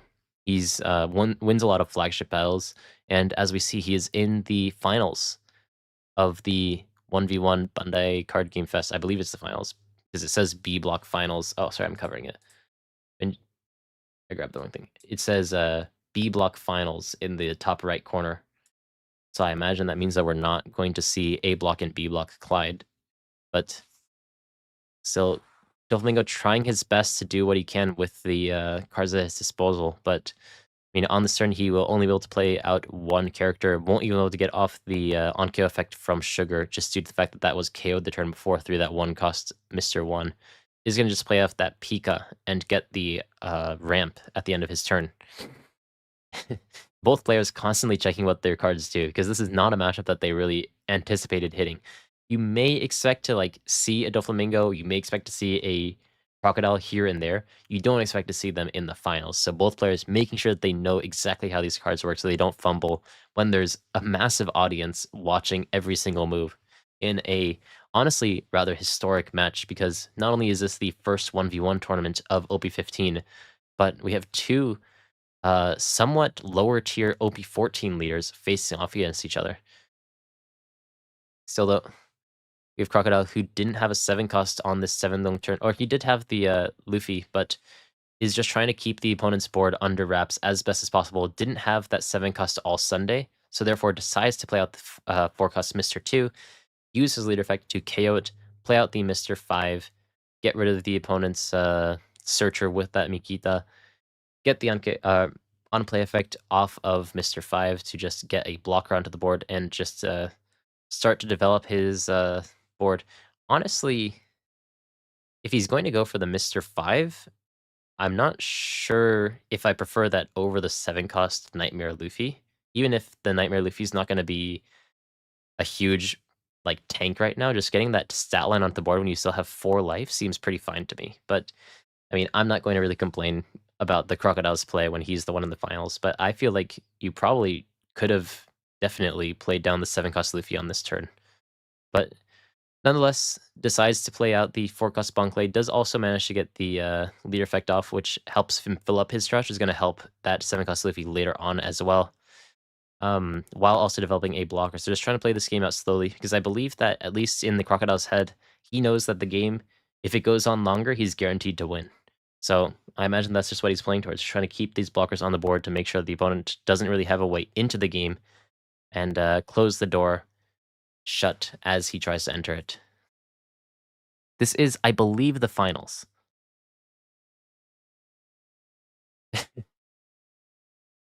Tomohappy, yeah. Saito Tomoharu. You know, if you look up Saito Tomoharu shuffles, then you probably know that clip if you've played any CCG at any point. Sorry, I'm stumbling over my words. But yeah, no, this guy always in his shorts, always dancing in the background, with a straight face. But nonetheless, we have Crocodile, who decided not to play that 7-cost Luffy the turn before. Maybe there's something that I'm not thinking about that's matchup specific, that he didn't want to play out that card the turn before. But Akanashi, the purple Doflamingo player, does decide to respond with that 10-cost Doflamingo. Maybe he would have wanted to play down the 8-cost does he have the 8-cost Doflamingo in his hand? It's hard to see the cards on the left side, but plays out the Doflamingo to just get the on KO effect off. I guess maybe Crocodile didn't have 10 cards in his trash. I would assume that you fill up your trash so quickly that he would have at this point, but maybe he didn't have 10 cards in his trash yet, so he didn't want to play down that 7-cost Luffy because it would just be a 7-cost. However, once he gets 10 cards into his trash, that Luffy will become 17 cost, so he doesn't have to worry about that threat anymore. But that's probably why he didn't play it down the turn before. But, I mean, from our perspective above, it's very hard to see exactly how many cards are in Crocodile's trash. So, still, though, for sure now he's going to be at 10 cards in his trash if he was considering that before. Also, now has every option at his disposal. Does he want to go to... I don't think he's at 20 cards at the very least, but does he want to play down that 7-cost Luffy? Does he want to spread out his board with the All Sunday? I think that the All Sunday is probably the best play here, and considering that he attached one Dole onto his leader, seems like he agrees. That 7-cost All Sunday is going to be, as I mentioned before, a card that you can play a lot stronger in these early turns, but much harder to play later on. So, want to develop that card before your 8-cost Crocodiles, you know, very fitting to have Miss All Sunday scout the area before Mr. Zero makes his entrance. But probably going to be that 7-cost All Sunday to expand Crocodile's board, just keep up the pressure, and then eventually lock the opponent out of the game once that 8-cost 10,000 power Crocodile is going to make his entrance. So yeah, here's the first part. Miss All Sunday is going to play out Mr. 2 as well as Miss Wednesday. Then with your lead effect, get rid of the Mr. 2. And we'll see what he decides to summon. If he's going to keep playing like he was before, he may just play out another Mr. 5. But he may also play out, if he has a Mr. 1, to try to bully this Pika. So we'll see what he ends up picking up here. Doesn't think he's going to go for that Mr. 1. And uses the Miss Wednesday effect as well to reduce Pika down to 3,000 power. And now this Mr. 1 with Character Rush, 3,000, 6,000 into 3,000. Going to be very difficult for Doflamingo to be able to win this game. Oh my god, I love Crocodile, dude. He's getting completely choked out of this game. Doflamingo every single turn trying to develop his board desperately, trying to take back board a little bit inch by inch, but Crocodile keeps pushing him back mile by mile. Meaning that Doflamingo, who's been trying to develop his board since the beginning of the game, still only has that 10-cost Doflamingo to his name, which with a single 8-cost Crocodile and your leader effect will be able to be locked. So the one saving grace is that 10-cost Flamingo being 10 cost means that you can't immediately lock it off of the 8-cost Crocodile effect because it can only reach up to, I believe, 9 cost. But once you use your lead effect and reduce the cost of one of the opponent's characters by 10, you'll be able to lock anything. So that 10-cost Flamingo is only really going to be relevant as a 10-cost if Akanashi, the Flamingo player, can manage to play down 2 of them, but it gets hard and hard to play 2 of them, especially because of the way that it works, being able to decelerating, de-ramping yourself by 3, making it hard to actually play 2 in a row. So going to be at 9 dong now, meaning that he doesn't have the opportunity to play down that next 10 cost Flamingo, meaning that that Robin is going to be very, very safe on this turn. So thankfully, though, he does have that 8 cost Crocodile. So we'll see how he ends up playing out this turn, because I can't see any great targets to play off that 8-cost Crocodile, at least on the right side of his hand. I can't see all of the cards in his hand, unfortunately. But struggling a lot into this deck, as although Crocodile, his board is not as threatening, Crocodile's just been having so much control over this game, still at 4 life as well, and also has all of the cards that he needs right now. Probably is going to look to set up that 7-cost Luffy at some point because he has so much time in the game. And like he did in the semifinals match, just slowly choke the opponent out of the game. Which is exactly what the deck was designed to do, but unfortunately wasn't able to do so in OP14 because decks like Hima and Ace were so prevalent. But as the play rate of those decks have come down, Crocodile's standings in the meta have shot up.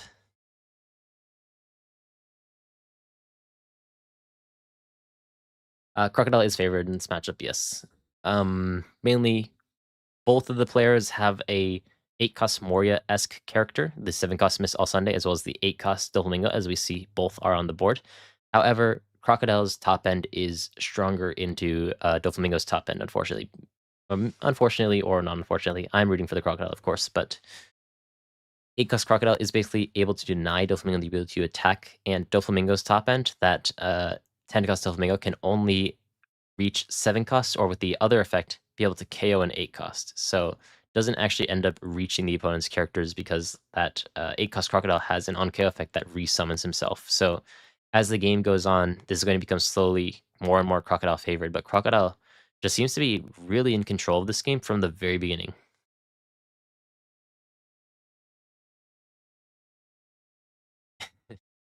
And you guys are gonna have to get used to these massive hand sizes because, I mean, now that pudding's not going to exist, people just don't need to care about how big their hand is. Just grab all of their life to have every single option at their disposal. And still, even with all of these options, doesn't seem like Doflamingo has all too many that are going to end up in a win. So, Crocodile plays out the second Miss All Sunday, which I didn't even see that he had in his hand. Miss All Sunday, number 2. Going to play out this time the Miss Valentine as well as Mr. 2. Miss Valentine going to be able to search just to keep him rather healthy.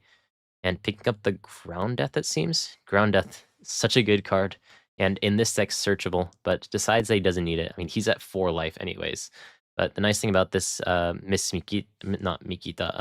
Valentine is that she also fills up your trash, meaning that slowly but surely Crocodile is getting to that point where that 7-cost Luffy is going to be online as well. So not only gets back the card that he used by playing that 7-cost Miss All Sunday, but also plays a 7-cost 8,000 off the board and a Mr. 4, which is going to be able to give him even more resources as the game goes on. So Crocodile really just playing the resource game, because the longer this game goes on, the better it's going to become for him. So there's nothing that he needs to do except to stall time, and that's exactly what he's doing by playing out the Mr. 4 as well as Miss Valentine with that 7-cost Miss All Sunday.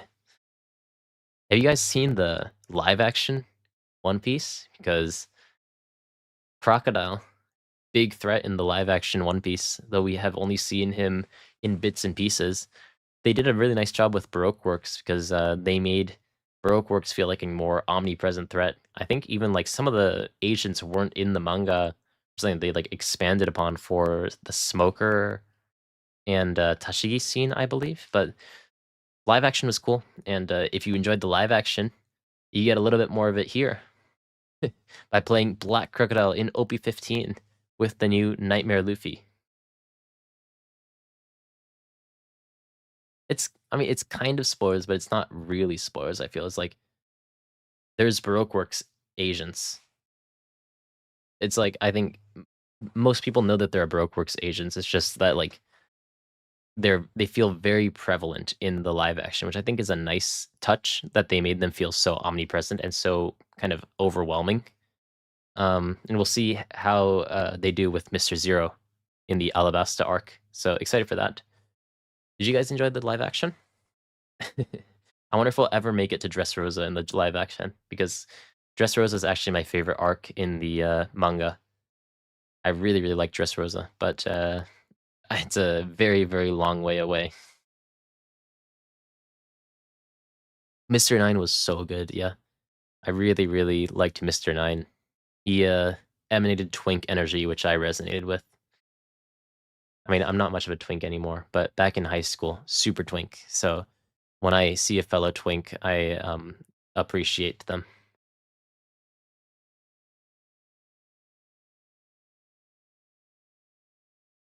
Yeah. Oh, yeah. Live action may end with a time skip. We'll see though. I don't know. If they film fast enough, maybe they'll be able to catch Luffy before he has gray hair. But maybe actually, if he gets gray hair, then he'll be very fit for Gear 5 Luffy. So we'll see. Maybe they'll do it until Inyaki's 80.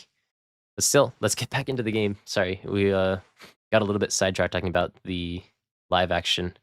Yeah, live action's fun. I didn't love all of the scenes, like some of the more famous, iconic scenes. But all in all, I think they expanded in some nice ways. They made Mr. Nine memorable, which I thought was really nice. They made some really fun scenes. They also made Usopp really cool. I like Usopp a lot in the live action. And in general, just pretty solid media. Maybe check it out if you haven't already. As we get back into the game, Doflamingo, trying desperately to spread out his board, does manage to play out that Virgo at the end to try to get in those little bits of extra damage as well, active. But Crocodile still throughout this game has not played a single Mr. Zero Crocodile onto the board yet. So stalling for as long as possible, holding out on that card until he absolutely needs to. So while it looks like a pretty decent spot for Doflamingo at this point, this is without Mr. One, not Mr. One, Mr. Zero's boss monster being played at all yet. So what looks like a fair fight for Doflamingo hasn't even been the full might of Baroque Works yet.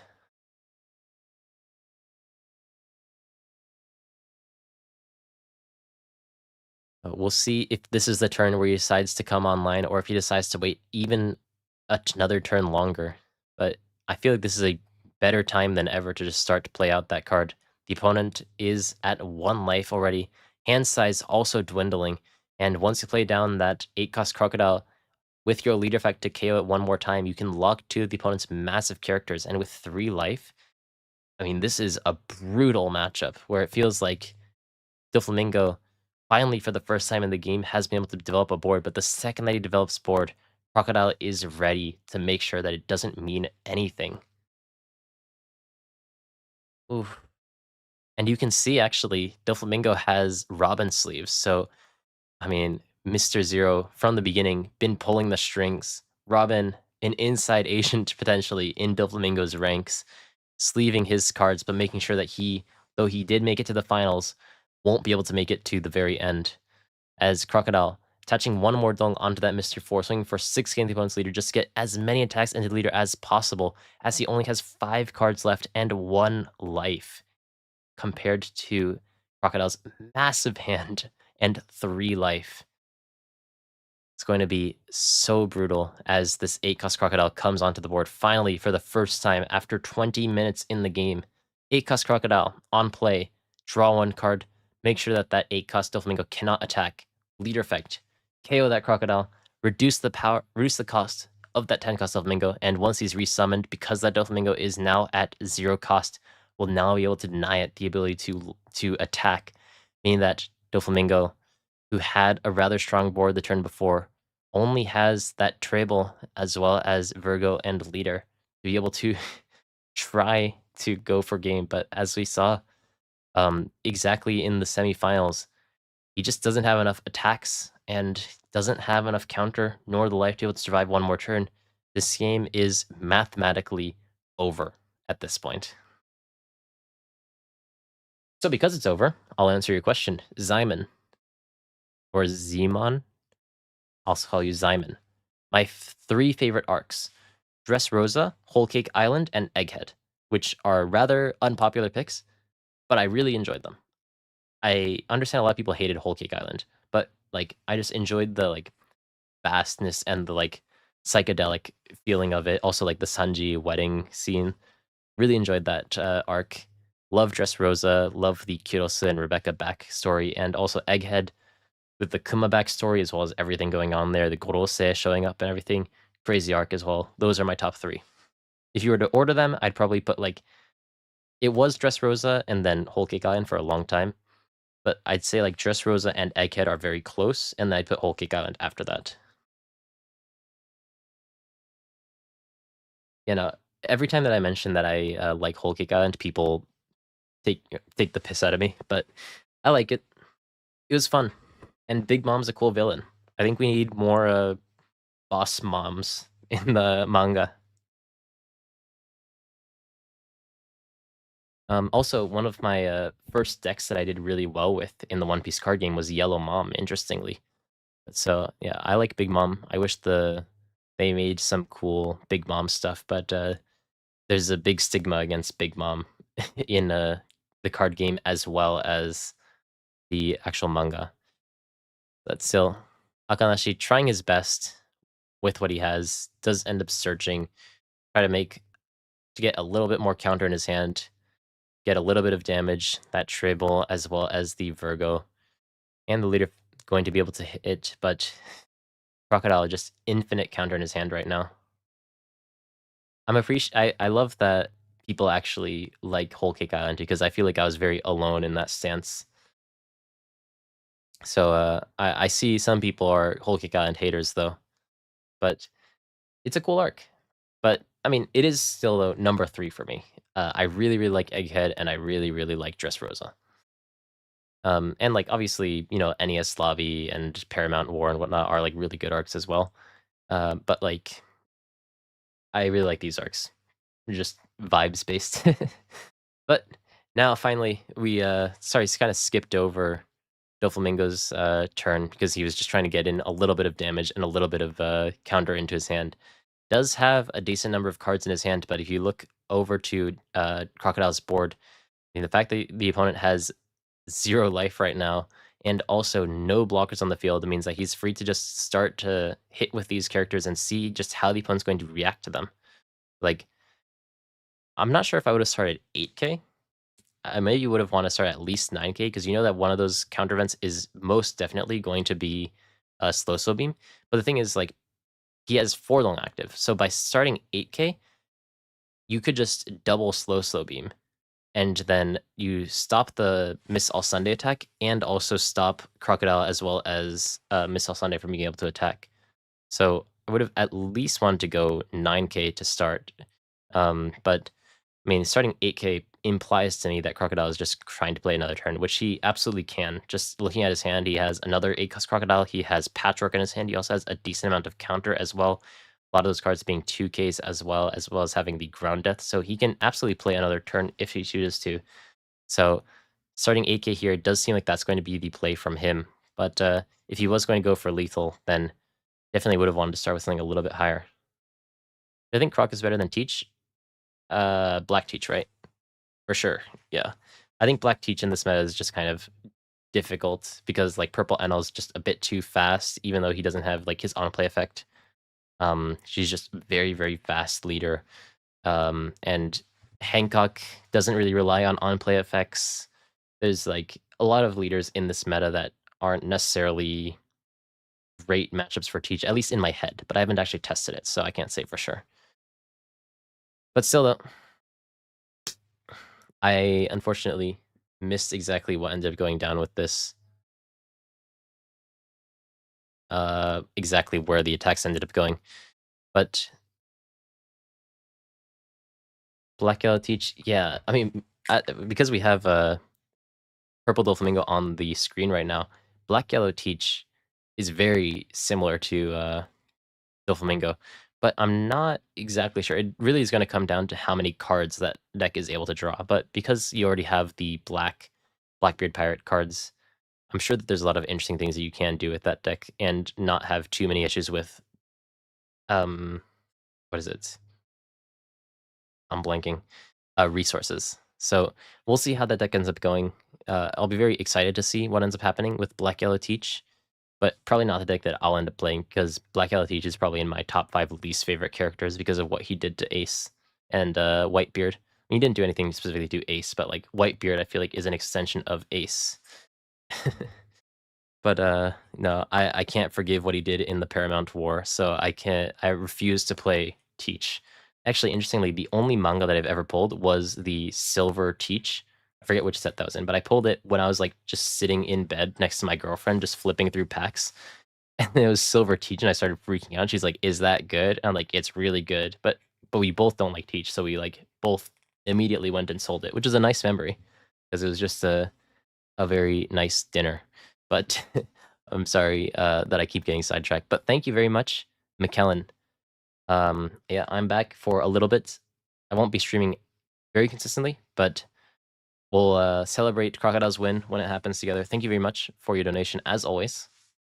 And I appreciate you always stopping by the stream. I also saw you in another stream recently. Maybe it was, oh yeah, Atrocious Jake's stream. I was on there for like a little bit, and I saw you in the chat as well. So thank you for always stopping by. And Crocodile. Crocodile. Patchwork. Good card. Make sure the opponent can't actually get that attack through. Gets a million ways of locking the opponent's board. Oof. Just brutal for Doflamingo. Though Crocodile now down to 1 life, still has a massive hand. And 8-cost Crocodile, finally, thing that we mentioned for quite a while at this point, is coming down and locking all of the characters at Doflamingo's disposal, making it effectively impossible for him to close out this game.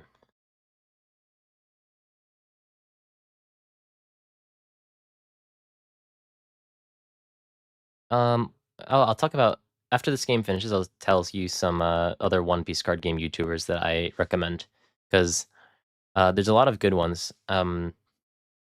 Even though like most people make sim content, I think that even in sim content, there's different qualities, you know. So in the end, though, Doflamingo with the Hail Mary Baby 5 to just try to heal 1 life, but there's so many attacks on Crocodile's board that even with that Baby 5, those attacks aren't going to matter when he only has 1 card left in his hand. Is going to be forced to use that leader effect immediately. Baby 5 heal, hoping that that's going to be a Quasar, maybe into the Quasar, into the Borsalino, but unfortunately doesn't see it because he's not yellow enough. 9,000 into leader. It's going to be Crocodile, who's going to be Block B, it seems. Bandai Card Game Fest champion on Black Crocodile of all decks. So super happy for him. Yay! Congratulations to Crocodile. Man, I wish I were him. I should have played Crocodile. Instead, I was consumed by the dark side and decided to play.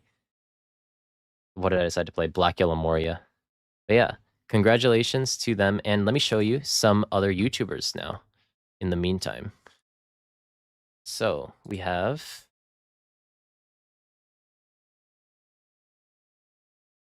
first and foremost, and these are in no particular order,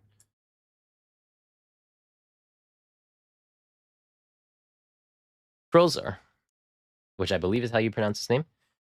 Krolzar makes gameplay videos, obviously, on the sim, but he does kind of more niche picks. Like, he has Black Yellow Luffy. Someone also was talking about Black Yellow Luffy in the chat before, so, I mean, if we just click on this immediately, he goes through his deck a lot, explains it. He also explains his turns very well, so I think it's very educational. He plays a lot of cope decks. So, like, when I'm trying to play, like, a while back, I was trying to learn how to play Blue-Purple Luffy. Not Blue-Purple Luffy, sorry. Blue-Purple Sanji. I watched a lot of his decks, but I think Krolzar, very good deck builder and very good player as well. So if you want to see cope decks, there's a good chance that Krolzar's made a video on it because, I mean, he's still playing Purple-Black Luffy in this day and age. So Krolzar, I recommend. Then we have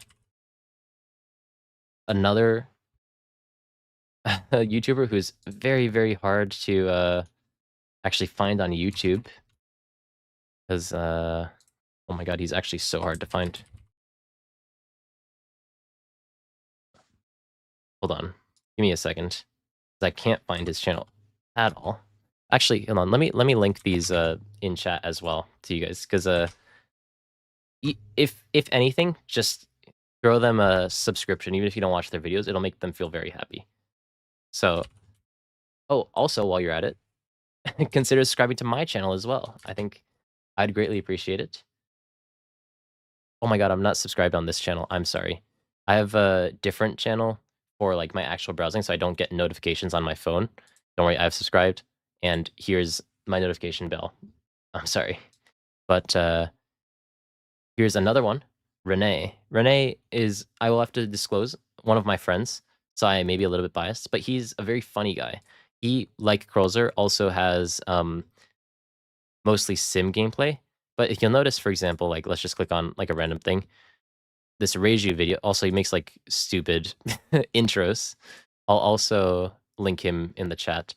But he is very high effort in his explanations. Like he has proper slides where he explains how the deck works for a very, very long time.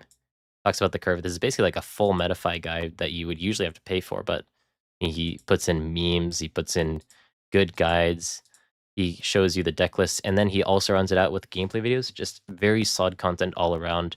Very good player, and also very funny as well. So this guy, very underrated. I recommend him as well. Very funny for a German. I won't comment on that. I don't know enough Germans to say that they're funny or not funny. I'm trying to think. I know that there's other ones, but I'm blanking. But Krolzer is great. Renee is great. Highly recommend their content. If you don't follow purposefully,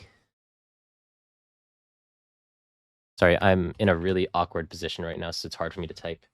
I still have these figures on my desk that are covering my keyboard. But Purposefully TCG makes skits. I recommend his channel as well. So like all of his stuff is skits and whatnot, talking about the ban list. Once again, sorry, I usually watch his videos on my other account, so I've only seen this video on this account, for example. But he has really, really good things. He also randomly makes like high effort content every now and then. I think he has like, yeah, this one, the history of purple, was really good for him as well. So he makes good content as well. And I'm sure that there's more, but I'm having difficulty remembering them right now. But I will. Oh, hold on. Let me.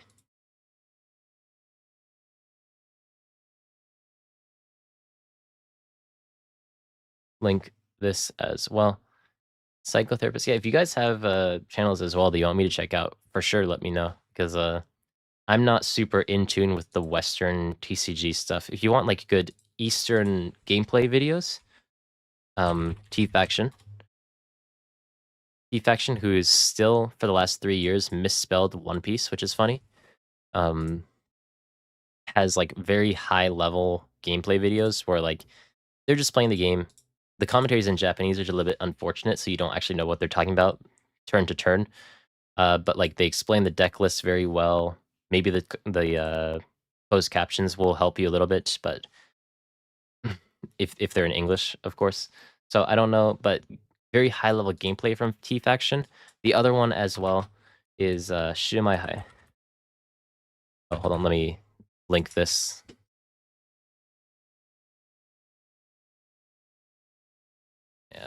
And Shumai.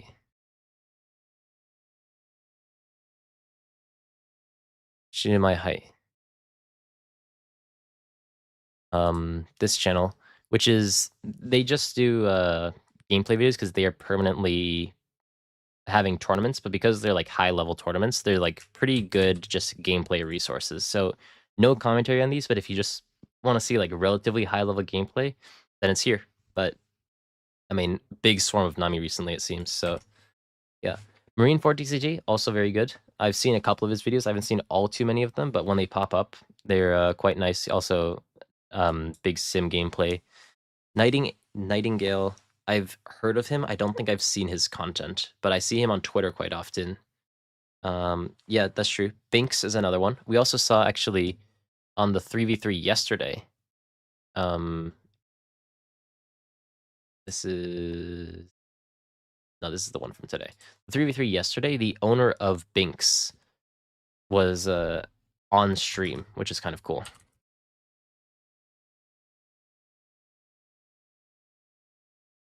Yeah, here's Binks as well, which is once again like Shumai Cup, just infinite gameplay.